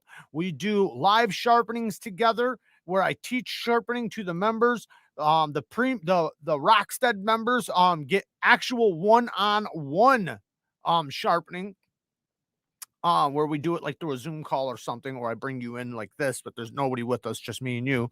But yeah, but every tier gets the live sharpenings. So anyways, let's get back to the subject. So I'm walking through the neighborhood. It's dark as hell out. Street lights are on, and I cross one of these major roads and I get over into the neighborhood, right? So now I'm in the neighborhood, and he lives technically 2 blocks from where I'm at. And I'm actually walking up near a school. There's like a school to my right. There's a parking lot, and then there's a field to my left. During school hours, they shut down the road so the students can cross the road and go over to the field. But remember, it's midnight, so there's nothing blocking the road. I'm walking down the sidewalk. Next thing I know, I see a little tiny shovel. It's a little shovel about this big, you know, just a little fucker. And something told me, I don't know, the Lord Almighty told me, grab that shovel, right? And I like something like literally, like I can't explain it, just said, grab it, right? And as soon as I picked it up, like I would have not have, I would have just left it. Like there was no reason for me to pick this fucking thing up. Like I wouldn't have cared about this little tiny shovel. But I picked it up because something was telling me, grab it. And not like in a way like grab it so you can take it home, like grab it, you're gonna need this, right? So I grab it, and the second I grab it, the second I fucking grab it, this dog out of nowhere, I mean, like as soon like I picked it up, and as I picked it up, this dog is like this at me, and he's right, like coming right at me. And And he, like I said, this dog's a killer, man. This dog is nothing to fuck with. And as soon as he'd be like, as soon as I get it in my hand, he's like right here, and I just bink right in the fucking face. Bop! Smack him in the face with it. And he falls back, shakes it off, and fucking comes right back at me. And I smack him again with it. Now, another dog comes from my fucking left. He beelines at me too. It's because he has two dogs. The other dog technically isn't a fighter, but he's still mean as shit. So now I have this other dog there. So I'm swinging at him over here, swinging at this one over here, and they're like trying to shark attack me like this, in and out, in and out. And the dog never got me because I fucked his ass up. But I smacked him a few times really good. Then I see my buddy, my homie, the guy who actually owns the dogs, he's running. Like he's coming running, and he's like half a block away. And he's running, yelling at them, but they're not letting off. Like they got the, they want the taste of blood in their mouth. And I'm ready to kill this fucking thing. Like, cause I know, like, either one, I'm gonna have to kill it, or two, it's either not gonna give up and it's gonna wear me out and come after me, which I honestly had no doubt that I would just kill them. But yeah, luckily I had that little shovel though, and it's just crazy the timing that it was from the time I picked it up, then I'm swinging it. Like it's literally like it was like an act of God. It's crazy just how fast, like from picking it up to swinging it. And I got lucky though, but then my buddy runs up and he grabs his dog. He's got the one. Now he's trying to grab the other one, and he winds up getting him under control and leaving. And I'm just like telling him, like, man, dude, you can't let these fucking dogs. And he's like, I know, man. I'm sorry. Like it's, I didn't know the door was left open or something. Like, I don't know what the fuck he said. He said something like that. But the point is that his dog, if it would have been anybody else, God forbid, the dog probably would have, it would have fucked him up bad. And I wasn't planning on telling this story, but there was this other dog that I knew that somebody owns. Breeze knows probably who I'm talking about. This guy had the most dangerous dog I've ever seen in my life. And it's a Tibetan Mastiff. It was a Tibetan Mastiff. And this dog was raised to be like kind of like a junkyard dog. And just as ferocious as you could get, like just crazy mean. And this dog, and like I said, I'm a dog trainer, so I understand the difference between an aggressive dog and a killer, right? This dog was a straight killer. Not only was he raised to be that way, but a Tibetan Mastiff has the type of temperament that only somebody who understands dogs should have. Nobody should have a Tibetan Mastiff unless they understand dogs. And the reason why is because they're very protective, they're very aggressive, and they're not very social. So he has this dog, and this dog gets massive. It gets really big, and he has it now. And the dog's so fucking mean that he has it tied to a tree from a chain that's like big, and nothing can go in that circle. And this dog will try to trick you to get you in that circle. He'll start shaking his tail, acting like he wants to play, he'll throw you a ball. If you grab that ball, he's gonna fuck you up. Like that's how you can really tell the psychology of a dog that is very dangerous, because a dog that doesn't want to bite you will act aggressive. A dog that literally doesn't really want to bite you. He just wants to warn you. He's just telling you, don't mess with me, I'll hurt you. So he barks, he growls. You don't really have to worry about a barking dog, to be honest. But a dog that will let you come up to them, let you cross the lines, make you think he wants to play with you, that's a dangerous dog. And that's how this dog was. And one time, dude went out of town and he left me to watch him. Because I was a dog trainer, so he knew like I was the only person. Nobody else could take this job. So he asks me to go and not watch him, because I can't watch him.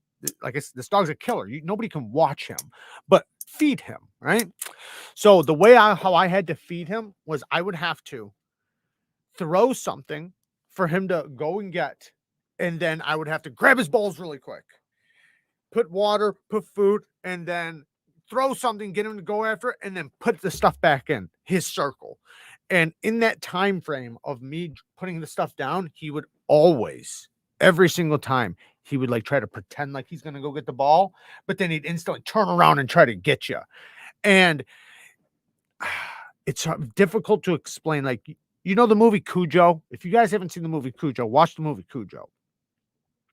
When you see Cujo at his most ferocious, that's not even close to what this dog looks like or will do. Like, this dog is beyond that.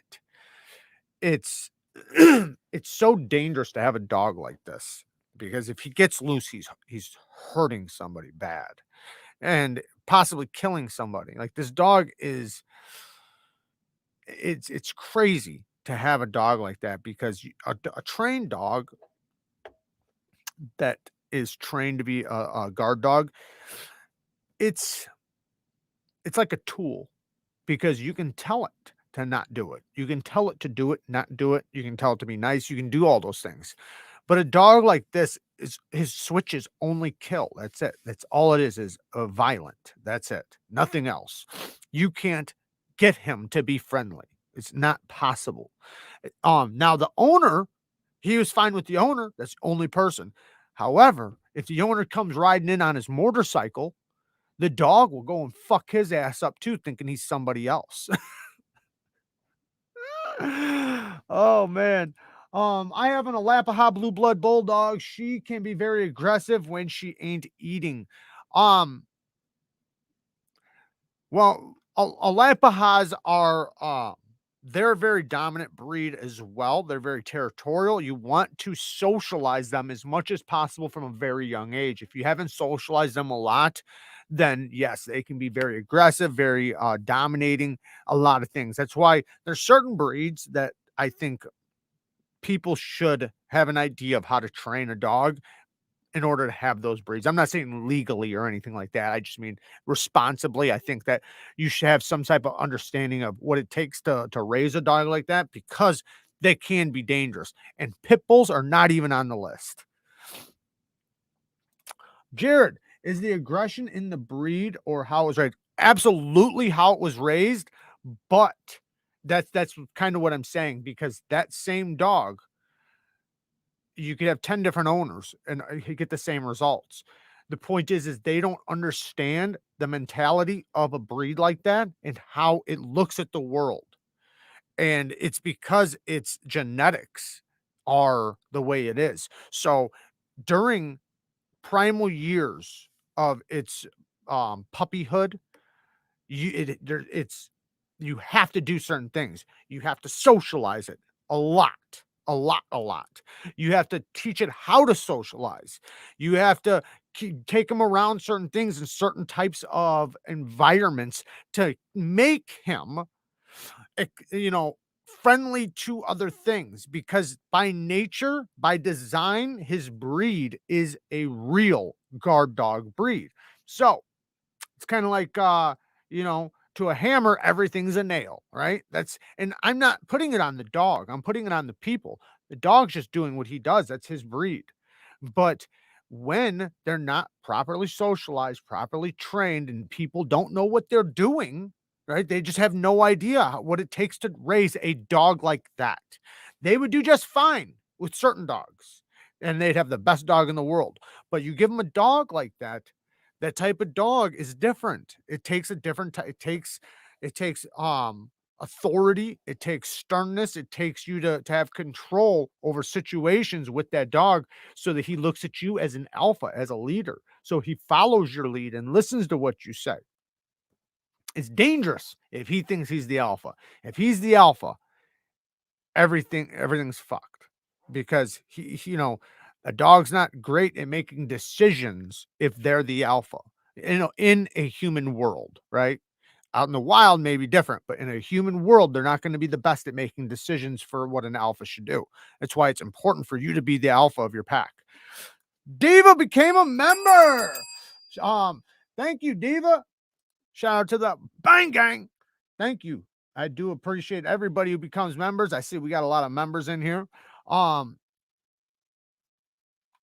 I have a Great Dane pit bull. He's a great dog, but seems very protective. Well, a Great Dane is a guard dog. They are literally designed to be a guard dog. So Great Danes by nature are already aloof to people.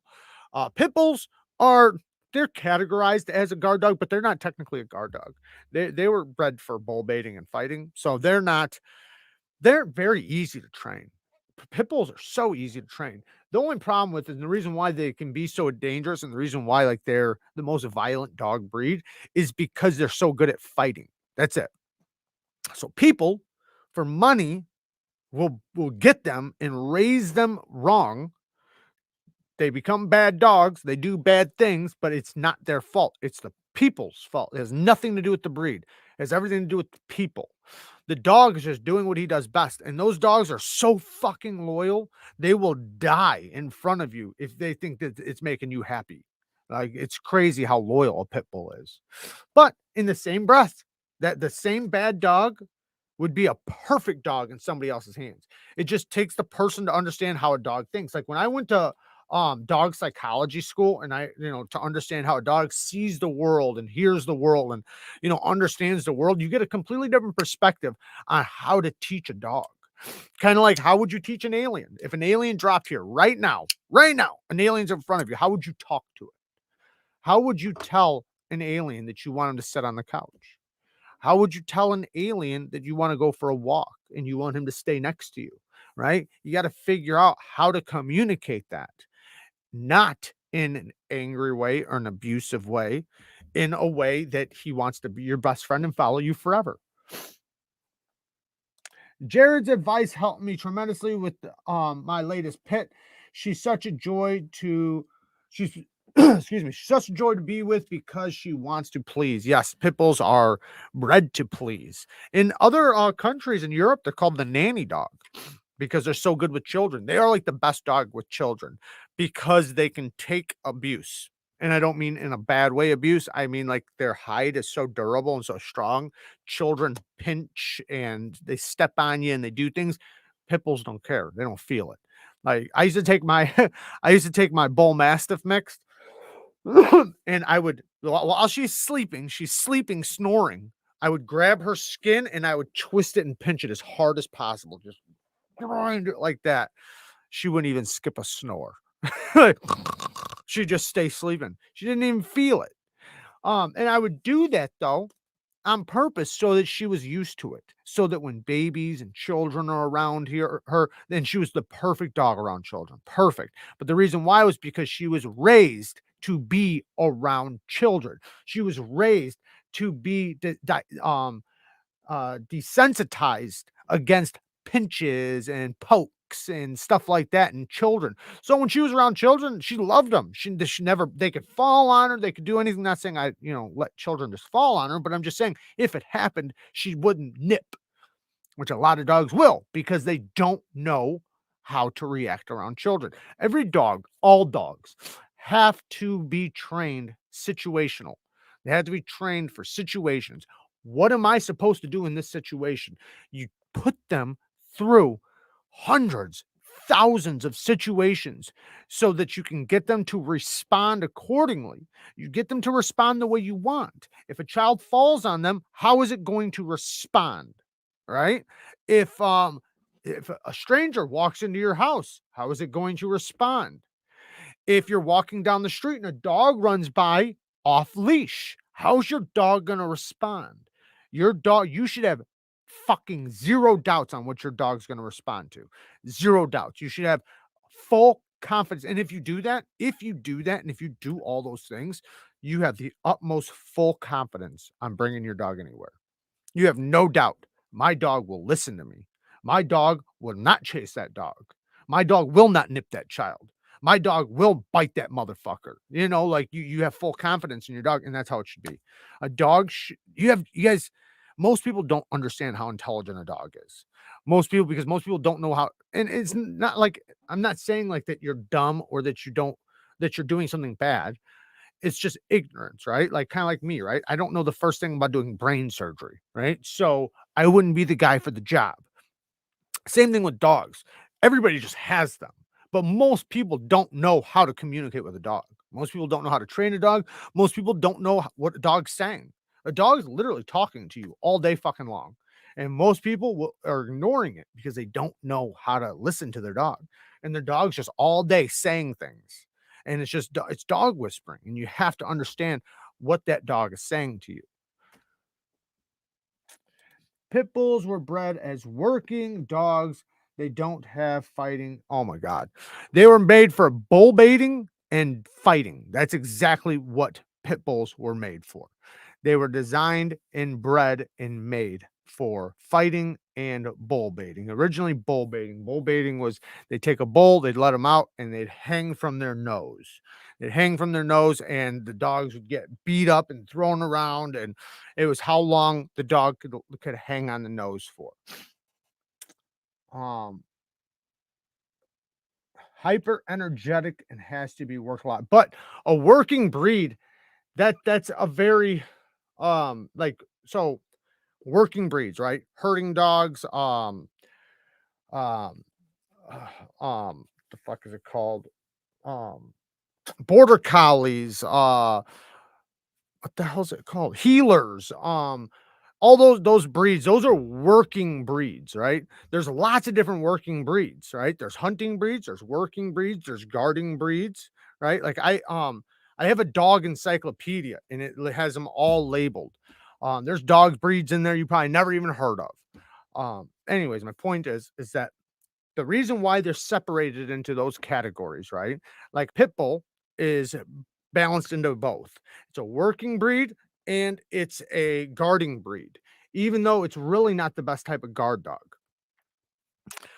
It's actually a better working breed. But anyways, my point is that they're categorized because they're best for those type of jobs. Kind of like let me say this. A Boston Terrier. Right, a Boston Terrier or let's do this, like a pug or a um English bulldog, right? That's not a great working breed. An English bulldog, it's too lazy. It can't swim, right? They cannot swim. They will sink. Um, there's just so many things that prevent them from being a great working breed, and their intelligence isn't as high as a working breed. Working breeds have the highest amount of intelligence and the highest amount of energy. That's why they're the best for herding cattle, retrieving things, hunting, things like that. And not all hunting breeds, I mean, hunting and working can be intertwined. But it's amazing the things you can teach a dog to do. I used to have a dog that would dig trenches for me, would get me tools, would do anything. Like it could do just about anything on command. That dog knew like 100 different commands, literally, like not exaggerating. Why did ancient armies use lines of dogs to break up the enemy line before the main forces? Hold on a second. Why did ancient armies use lines of dogs to break up the enemy line before the main? I don't know. I'd have to look into that, but I do know like Neapolitan mastiffs were originally bred for I think I can't think of like Roman battles or something like that. And they would put these collars around them with these huge spikes. If you ever seen a Neapolitan Mastiff, they look fucking crazy. They have like this skin that just droops over them. Well, that skin is technically to protect them from like another dog or whatever, right? But they look scary as shit. So even when other dogs see them, they're like, that's a gargoyle, right? Even humans, like if you seen a Neapolitan Mastiff for the first time in your life, and you see a 2 foot spike around his neck, and you're like, oh, gargoyles do exist, right? And that's what they were made for. And they would do like what you're saying. They would run into the front line and fuck things up with their spikes and just fuck people up because they were so big and mean and not saying they were mean, but they were trained to be. But they're just big badass dogs. I love Connie Corsos. Connie Corsos are one of my favorite breeds. Connie Corsos, what's another one? I love bull mastiffs. Bull mastiffs are like my favorite. Even regular mastiffs, English mastiffs, boar boils. I love boar boils, Prussia Canarios. Um, My dog spends almost 24/7 with me. I'll even take him to work. That is amazing. I love hearing that. That is like the best thing to me. I do the same thing with my dogs. I don't have a dog right now, but my dog's everywhere I go. And that is such a good thing. Not saying that you shouldn't leave them behind so that they don't get anxiety, because that's where dogs get a lot of anxieties, because you never let them leave you. But that's a different story. It is so beneficial for your dog to go everywhere with you. Your dog going everywhere with you now is desensitized and understands everywhere. So they wind up being good dogs. And everybody, put it this way, everybody would bring their dog everywhere if they didn't have any concerns. If you did not worry about what your dog was going to do and you knew your dog was going to be perfect, you would take your dog everywhere. Everybody would. It'd be your best friend. But the problem is that people are worried about what their dog's going to do. So then they don't take them everywhere. So then by default, they don't wind up going places. So then they don't learn how to go places. So they don't learn how to do these behaviors. So it's just it winds up working against the person and their dog and the relationship between the person and the dog. Cue ball with 10 bones. Jared, you work so hard, and look, hard working is paying off. I can't wait to celebrate with you and the whole Gang and Blade show. Bang gang. Thank you, man. I do appreciate it. I know, man. I'm excited about that. Fuck, man. We're gonna have a great time. I'm actually getting ready for it. Kara's ordering stuff. Or she's using it as an excuse to order shit. I don't know. But but yeah, we're gonna be ready. We are ready. I gotta get a few more things, but yeah, we're ready to go. Well, I used to do dog training. I mean, I still do sometimes, but no, I've trained lots of different animals, but dogs was the main thing. That was what I actually had a job doing. But I've trained other animals and things just because, understanding animal psychology is animal psychology. But no, yeah, I thought about it. Me and Kara talked about it after we moved to Florida and get a good place and get a couple pets. We might start a dog channel because yeah, I love dog training. I always have. I knew a guy in high school whose dog went hang gliding with him. Nice. Rode on his back into the wild blue yonder. Nice, nice. No, my dog went and did everything with me too. I mean, I could tell you some crazy ass stories of the places my dog went with me. She did everything with me. Everything. Everybody in the neighborhood knew her. Not neighborhood, city, like town. Like I wouldn't even know the people. And I'd be driving by and my dog would be hanging her head out and people would drive by and wave to her and say her name because they knew who she was, because she was so popular, because she went everywhere. Like my dad, that was her grandpa. So my dad would take her places. So she would meet people that I didn't even know she met, and they would know her. I had a dog. Oh, nice. Those are badass mastiffs. That is a French mastiff. A Bordeaux is a French mastiff, like $2,500. They are not cheap. Same thing with an English mastiff, though, man. They're like, for a good breed where the female and the male, were good genetics and everything. It's like $2,500 at the minimum.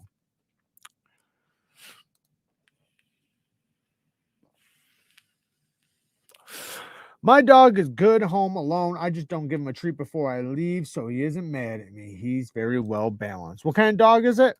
You should have a new channel. Neves Dogs. There you go. Our dog loves to go to Home Depot, Tractor Supply, and anywhere that allows it. Golden Retriever and well behaved. Nice, nice. You going to Blade Show? Yes, I'm going to Atlanta. Atlanta. I should be going with the crew. Are you going to Atlanta though? Because that's where I'm going. What is it? June 2nd through the 6th? Yeah, I think that's what it's June 2nd through the 6th or something like that. Well, why don't you come? You should come. I'd love to hang out. You got what, 3 months to plan right now? So if you make it a goal right now and start doing what hitting those little things, those little goals, then you could definitely do it. If it is a money thing, I understand. I didn't go for a couple years because it was a money thing, but if it's not a money thing, you can make it happen. One time I was walking our pit and he was sniffing the ground. All of a sudden he starts shaking his head and jumping around. A pincher bug had landed on his nose. I've seen that. Yeah.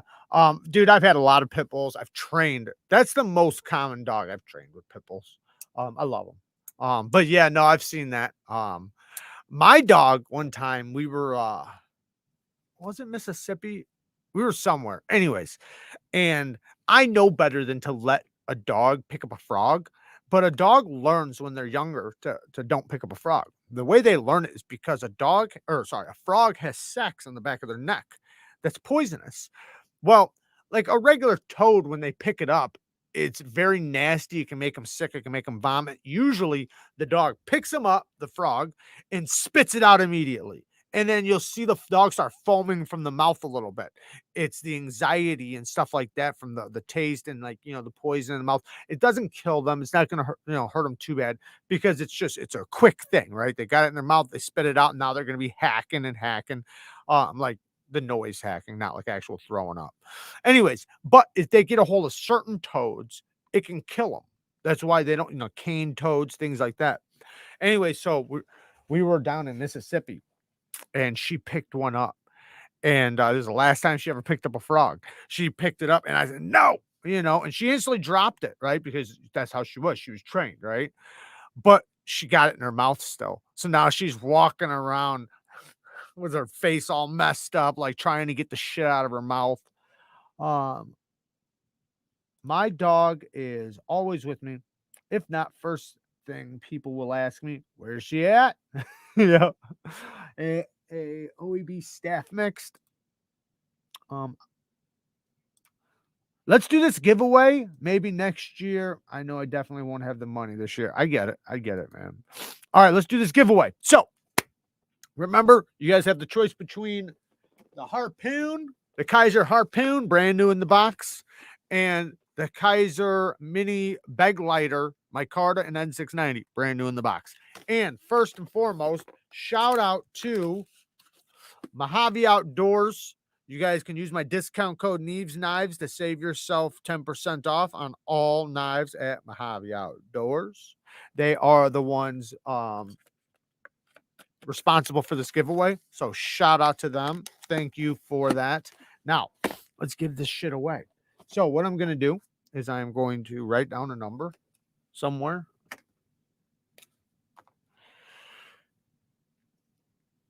So how many people do we have in here? 118. 147 people. So we are going to go between 1 and 150. Everybody has only one chance. And you don't get to start until cue ball says go. Okay. So you have between 0 and 150. Pick one number.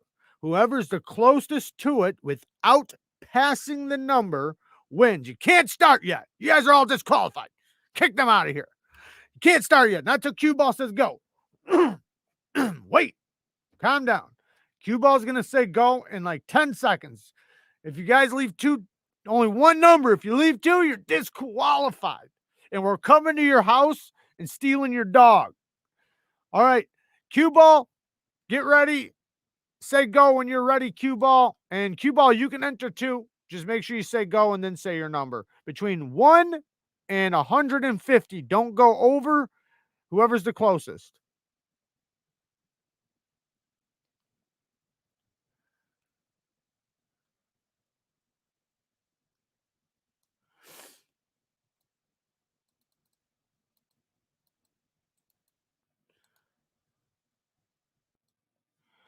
Remember, only one number, guys. Don't write down 2 numbers because otherwise this will take longer. Because we're going to find out who was the closest.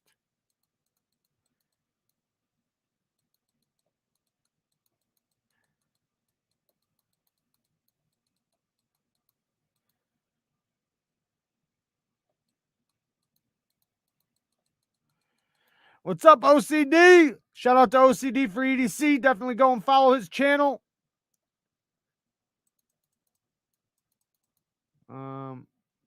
All right, you guys should be done by now saying your numbers.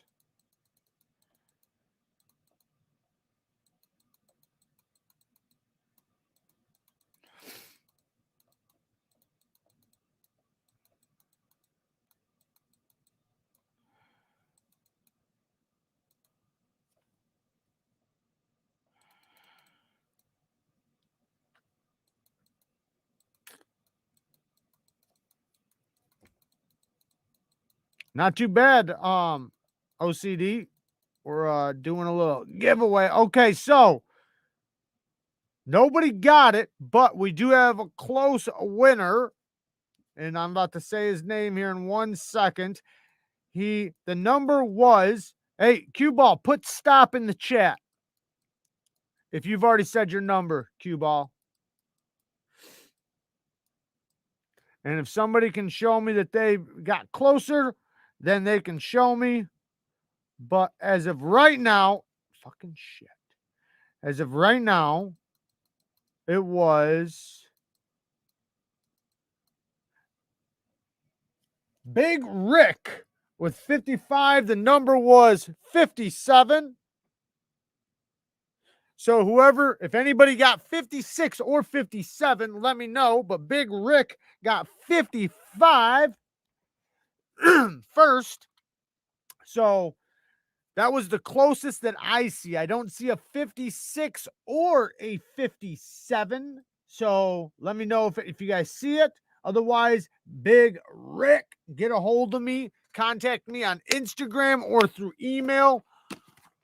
Let me know which one you want, and we'll get it shipped out to you tomorrow. Or sorry, Monday.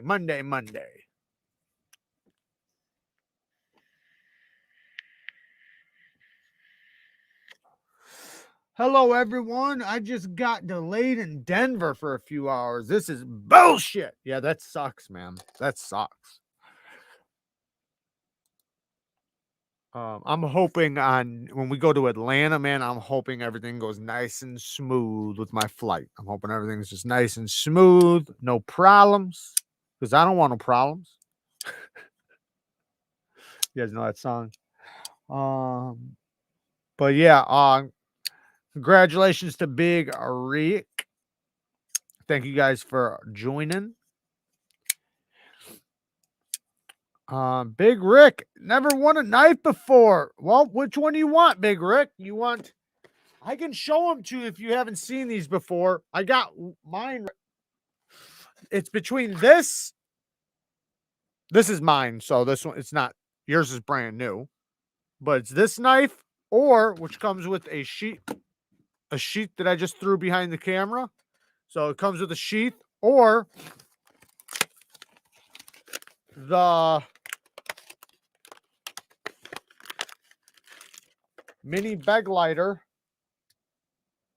N690 in micarta. Both of them are in micarta. The one is, I think, D2 in micarta, or this one.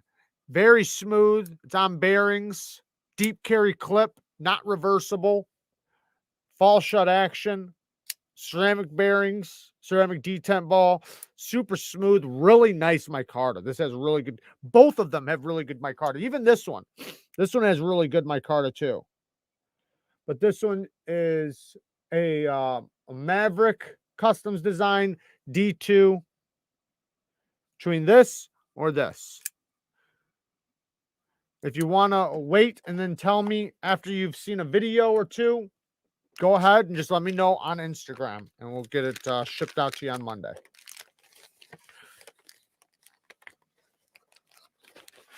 By the way, whoever's part of the Patreon this month, you are going to be, the first place winner for Patreon this month, since we passed 50,000 followers, you're going to be able to pick whatever you want at my expense on Mojave Outdoors. Mojave Outdoors sells Kaisers, so you can pick whatever you want off of their site. That is the first place giveaway for the patron members. The harpoon is in D2. It's got that black coating, so you don't have to worry about rust or anything. On to 100K. Yes, we are. We are on our way.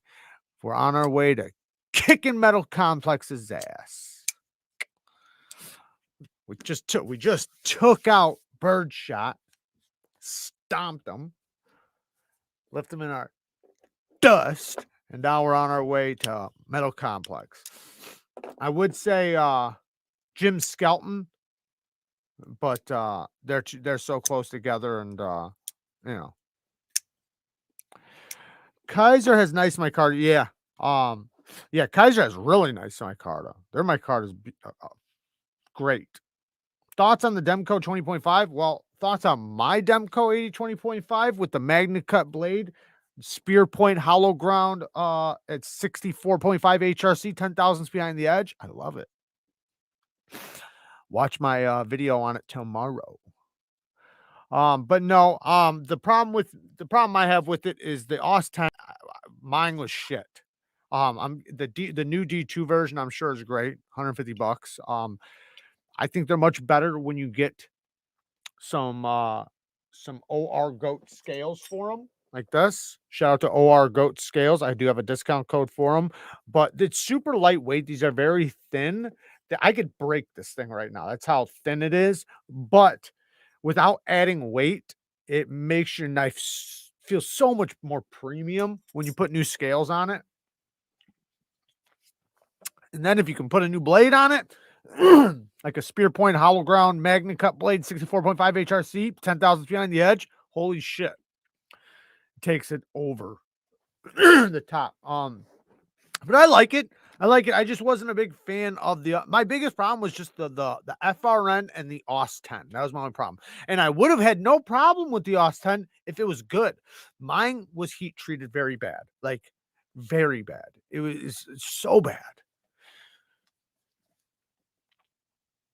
But otherwise, if it was heat treated good, which because I like OS 10, I that's why I got it. When I heard it was OS 10, I didn't care. I mean, yes, I thought it was a little expensive for OS 10, but as long as it was done well, I didn't care. But then when I got it, it was like, man, what did they do? They fucked it. I sharpen OS 10 all the time. I have many, many knives in OS 10. Neeves, you are so much more relatable than MC. Oh man, thank you, man. I appreciate that. I take that's definitely a compliment. That's a good compliment. I love that. Thank you. Cue ball is the best knife to. Oh man, you guys are gonna make me blush. Thank you. Thank you so much. Where can I get? Watch my video tomorrow. Watch my video tomorrow. I've already got it filmed. It's going up tomorrow. I'm gonna link it in the description. How do you afford those knives? I always have to budget. To be honest, I get a lot of knives donated. I couldn't do all this off my budget. I spend a lot of money, don't get me wrong. I spend a lot of fucking money. But I get a lot of knives donated, a lot of supporters. I have patrons that support. I have a lot of great people in the community that donate to the channel. I just have a lot of support, man. That's what it is. I can do it because I have a lot of support. That's why. Without the support, I couldn't. So I'm very blessed with the support I have. I do spend a lot of money on the knives, but I do have to recycle them. Like I'm about to do a huge knife sale, but I give away a lot of stuff. So since I give away a lot of stuff, that comes with having to buy a lot of stuff. So, but it's from all the support for sure. And channels also donate too. So channels donate knives. But I don't review knives based on whether or not they're going to donate them to me. I don't review a knife and say it's good based on whether or not they're going to donate to me. They know right off the bat that I'm going to be 100% honest about it. Not only have I said that, but in many cases, I have to drag the knife, and I have to say bad things about them. And they know that. Most of the companies, if they're good companies, which also is a great way to know if a company's kind of shit or not, is if you give one of their products a bad review and then they don't send you another knife. Only a few companies have done that to me. Most companies, after giving them a shit review, most, not all, have resent other stuff because they know that you're just trying to help them. Most companies they literally ask. Like I've had companies literally say, "Hey, please be 100% honest because we would love to improve in any way we can." A lot of companies say that to me. In your opinion, what is the best grip for 1095 for an EDC piece? I think it depends, but I think between 600 and 1,000 grit, I think you'll probably be best. But I think it's gonna boil down to a couple other things. I think it's gonna boil down to the heat treat that was put on it, the geometry, a lot of other things rather than just the steel. But usually a happy medium spot with a lot of steels is 600 grit. Almost all steels take a good 600 grit edge. But not all steels take a good 5,000 grit edge, right? Some steels take a better toothy edge than others, but most steels take a good 600 to 1,000 grit. And I found 1095 takes a great 600 to 1,000 grit right there in that range. It takes a really good edge. and if you ever put an edge on a knife and it's not the edge you like it feels slick, it doesn't have the bite you want. One of the biggest ways you can just improve that right away with the same grit is lower the angle. Redo it in a lower angle. Like say if you did it 25 degrees per side and you're like, man, this thing is slick. Like there's no bite. It just doesn't have that nippiness you want from it. Lower that angle to like 18 degrees per side, 17 degrees per side, the bite will increase.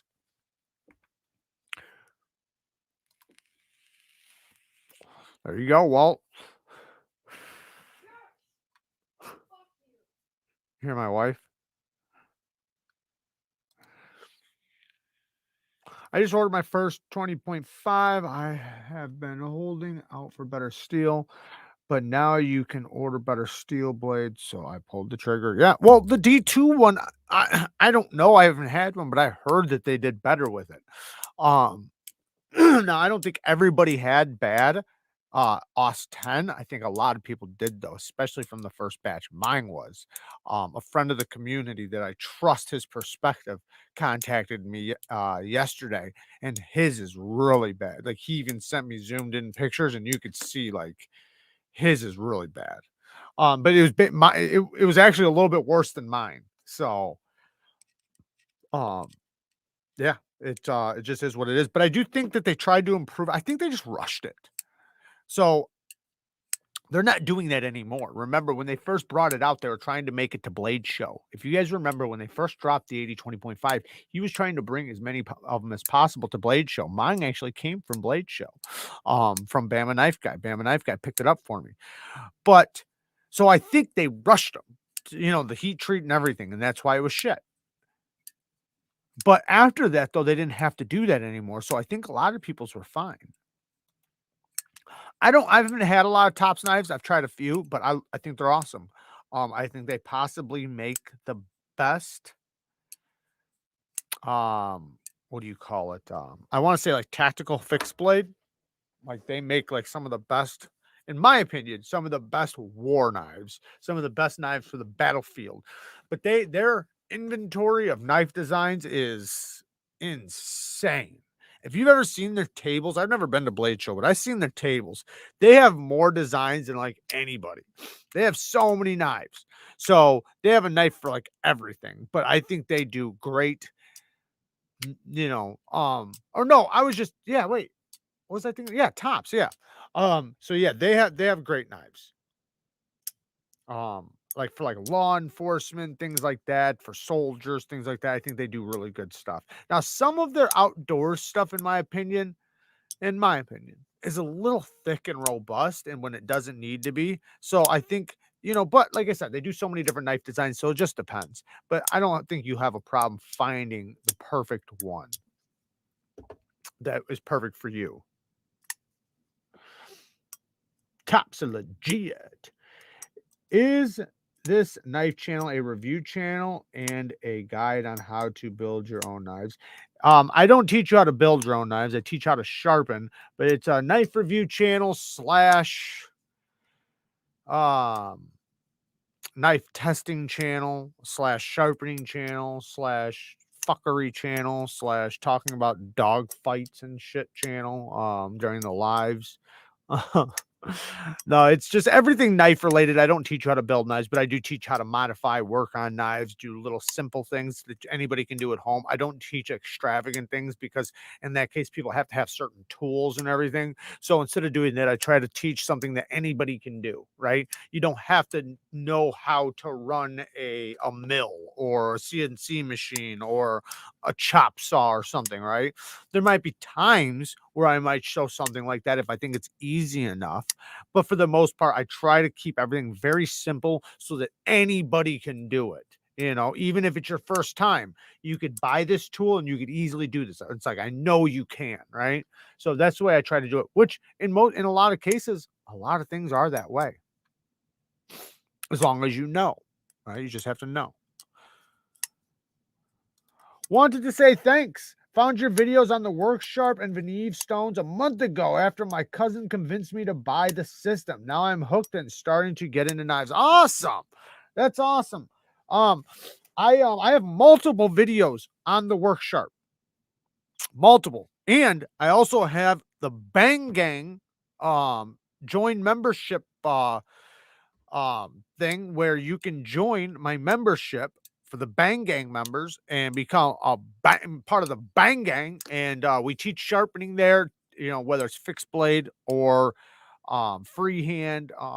We're going to do all kinds of stuff like knife related sharpening, honing, stropping, working on knives, modifying, and shit like that.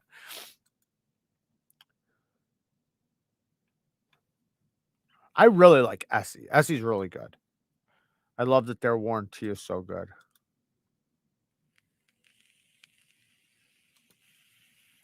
Diamonds. Opinions on sharpening high carbon. Oh, carbon. Do you mean high carbide or high carbon?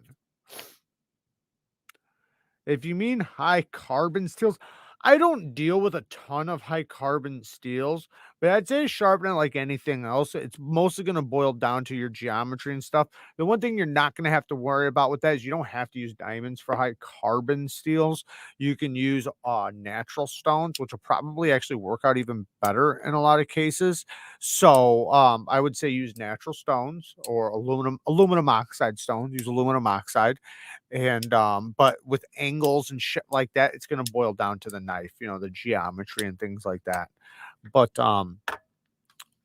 yeah, I would say use aluminum oxide and natural stones, Arkansas stones. Arkansas stones are great for that. Um Silicon carbide stones, the hell's it called?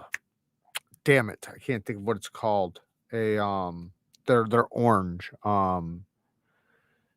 Damn it, I can't think of the name of them. I got a bunch of them in the other room. It's gonna drive me nuts. Give me 1 second. India stones. India stones. India stones, those are all great for high carbon steels. XHP doesn't stick off. Wait, XHP doesn't stick off too badly if you take it up high, but it does really good around 800 for normal EDC type stuff. Depending on the heat treat, XHP does good at any grit. Like you can take it up to 5,000 grit, especially if you have a good angle on it, right? A lot of things do boil down to the angle, right? The lower the angle, the higher the sharpness, the better the cutting performance, the lower the toughness, right? So you do have more chances of edge rolling and microchipping and things like that. But if you're not doing fuck shit with your knives, you're not going to have to worry about that. So, you know, do the right angle that's appropriate for the knife and the steel. XHP takes a great low angle edge. You can easily do 17 degrees per side or even 15 degrees per side on XHP, considering the geometry of the blade. And 600 grit, 800 grit is fucking fantastic for XHP. And if you want a polished edge, it works great with XHP. XHP is just an amazing steel. I love XHP, especially heat treated right. Just got my custom benchmade Reptilian. I built off their website, went with the S90V sheepsfoot blade and green G10 handles. Wow, is that really nice in the hand and such a good one to fidget or to flick? Yeah, dude, such a great knife. Not only is it like just a tough, solid knife, but damn, is it comfortable. That's why I always reference when I talk about knives, like, I'll be like, "It's a comfortable knife. It ain't no griptilian, though." You know? They just, they're so comfortable in the hand. I just realized who Kara looks like. Megan Fox from Transformers, not her new look. Well, there ain't nothing wrong with that. Was around 250, I think, for the custom. Oh, guess what I just got, guys? Guess what I just got coming? I'm gonna just show you guys. How about I just show you guys? Because I'm excited about it. I wasn't gonna tell you guys, but I'm just gonna show you guys. So I have this on the way. It should be here probably Monday. I would guess. Hopefully, yeah, Monday. I have the full titanium frame lock Model 1 from American Blade Works on the way. Bang. Look at that beesh. Oh, it looks so good. Look at that milling. It's full titanium too. Titanium backspacer, frame lock. This one has a micarta show side, but mine's full tie. Full tie, baby. Full tie. So that's going to be awesome. We'll see how that goes. I know my first experience wasn't the best, but after me messing with it, I got it really good. I wound up giving it away, and that was my whole goal when I bought it, was to give it away. So I got it as perfect as I could when I did give it away. But yeah, this looks beautiful to me. I love the blade shape. So I'm very excited about this. I have it on the way. So hopefully it gets here soon.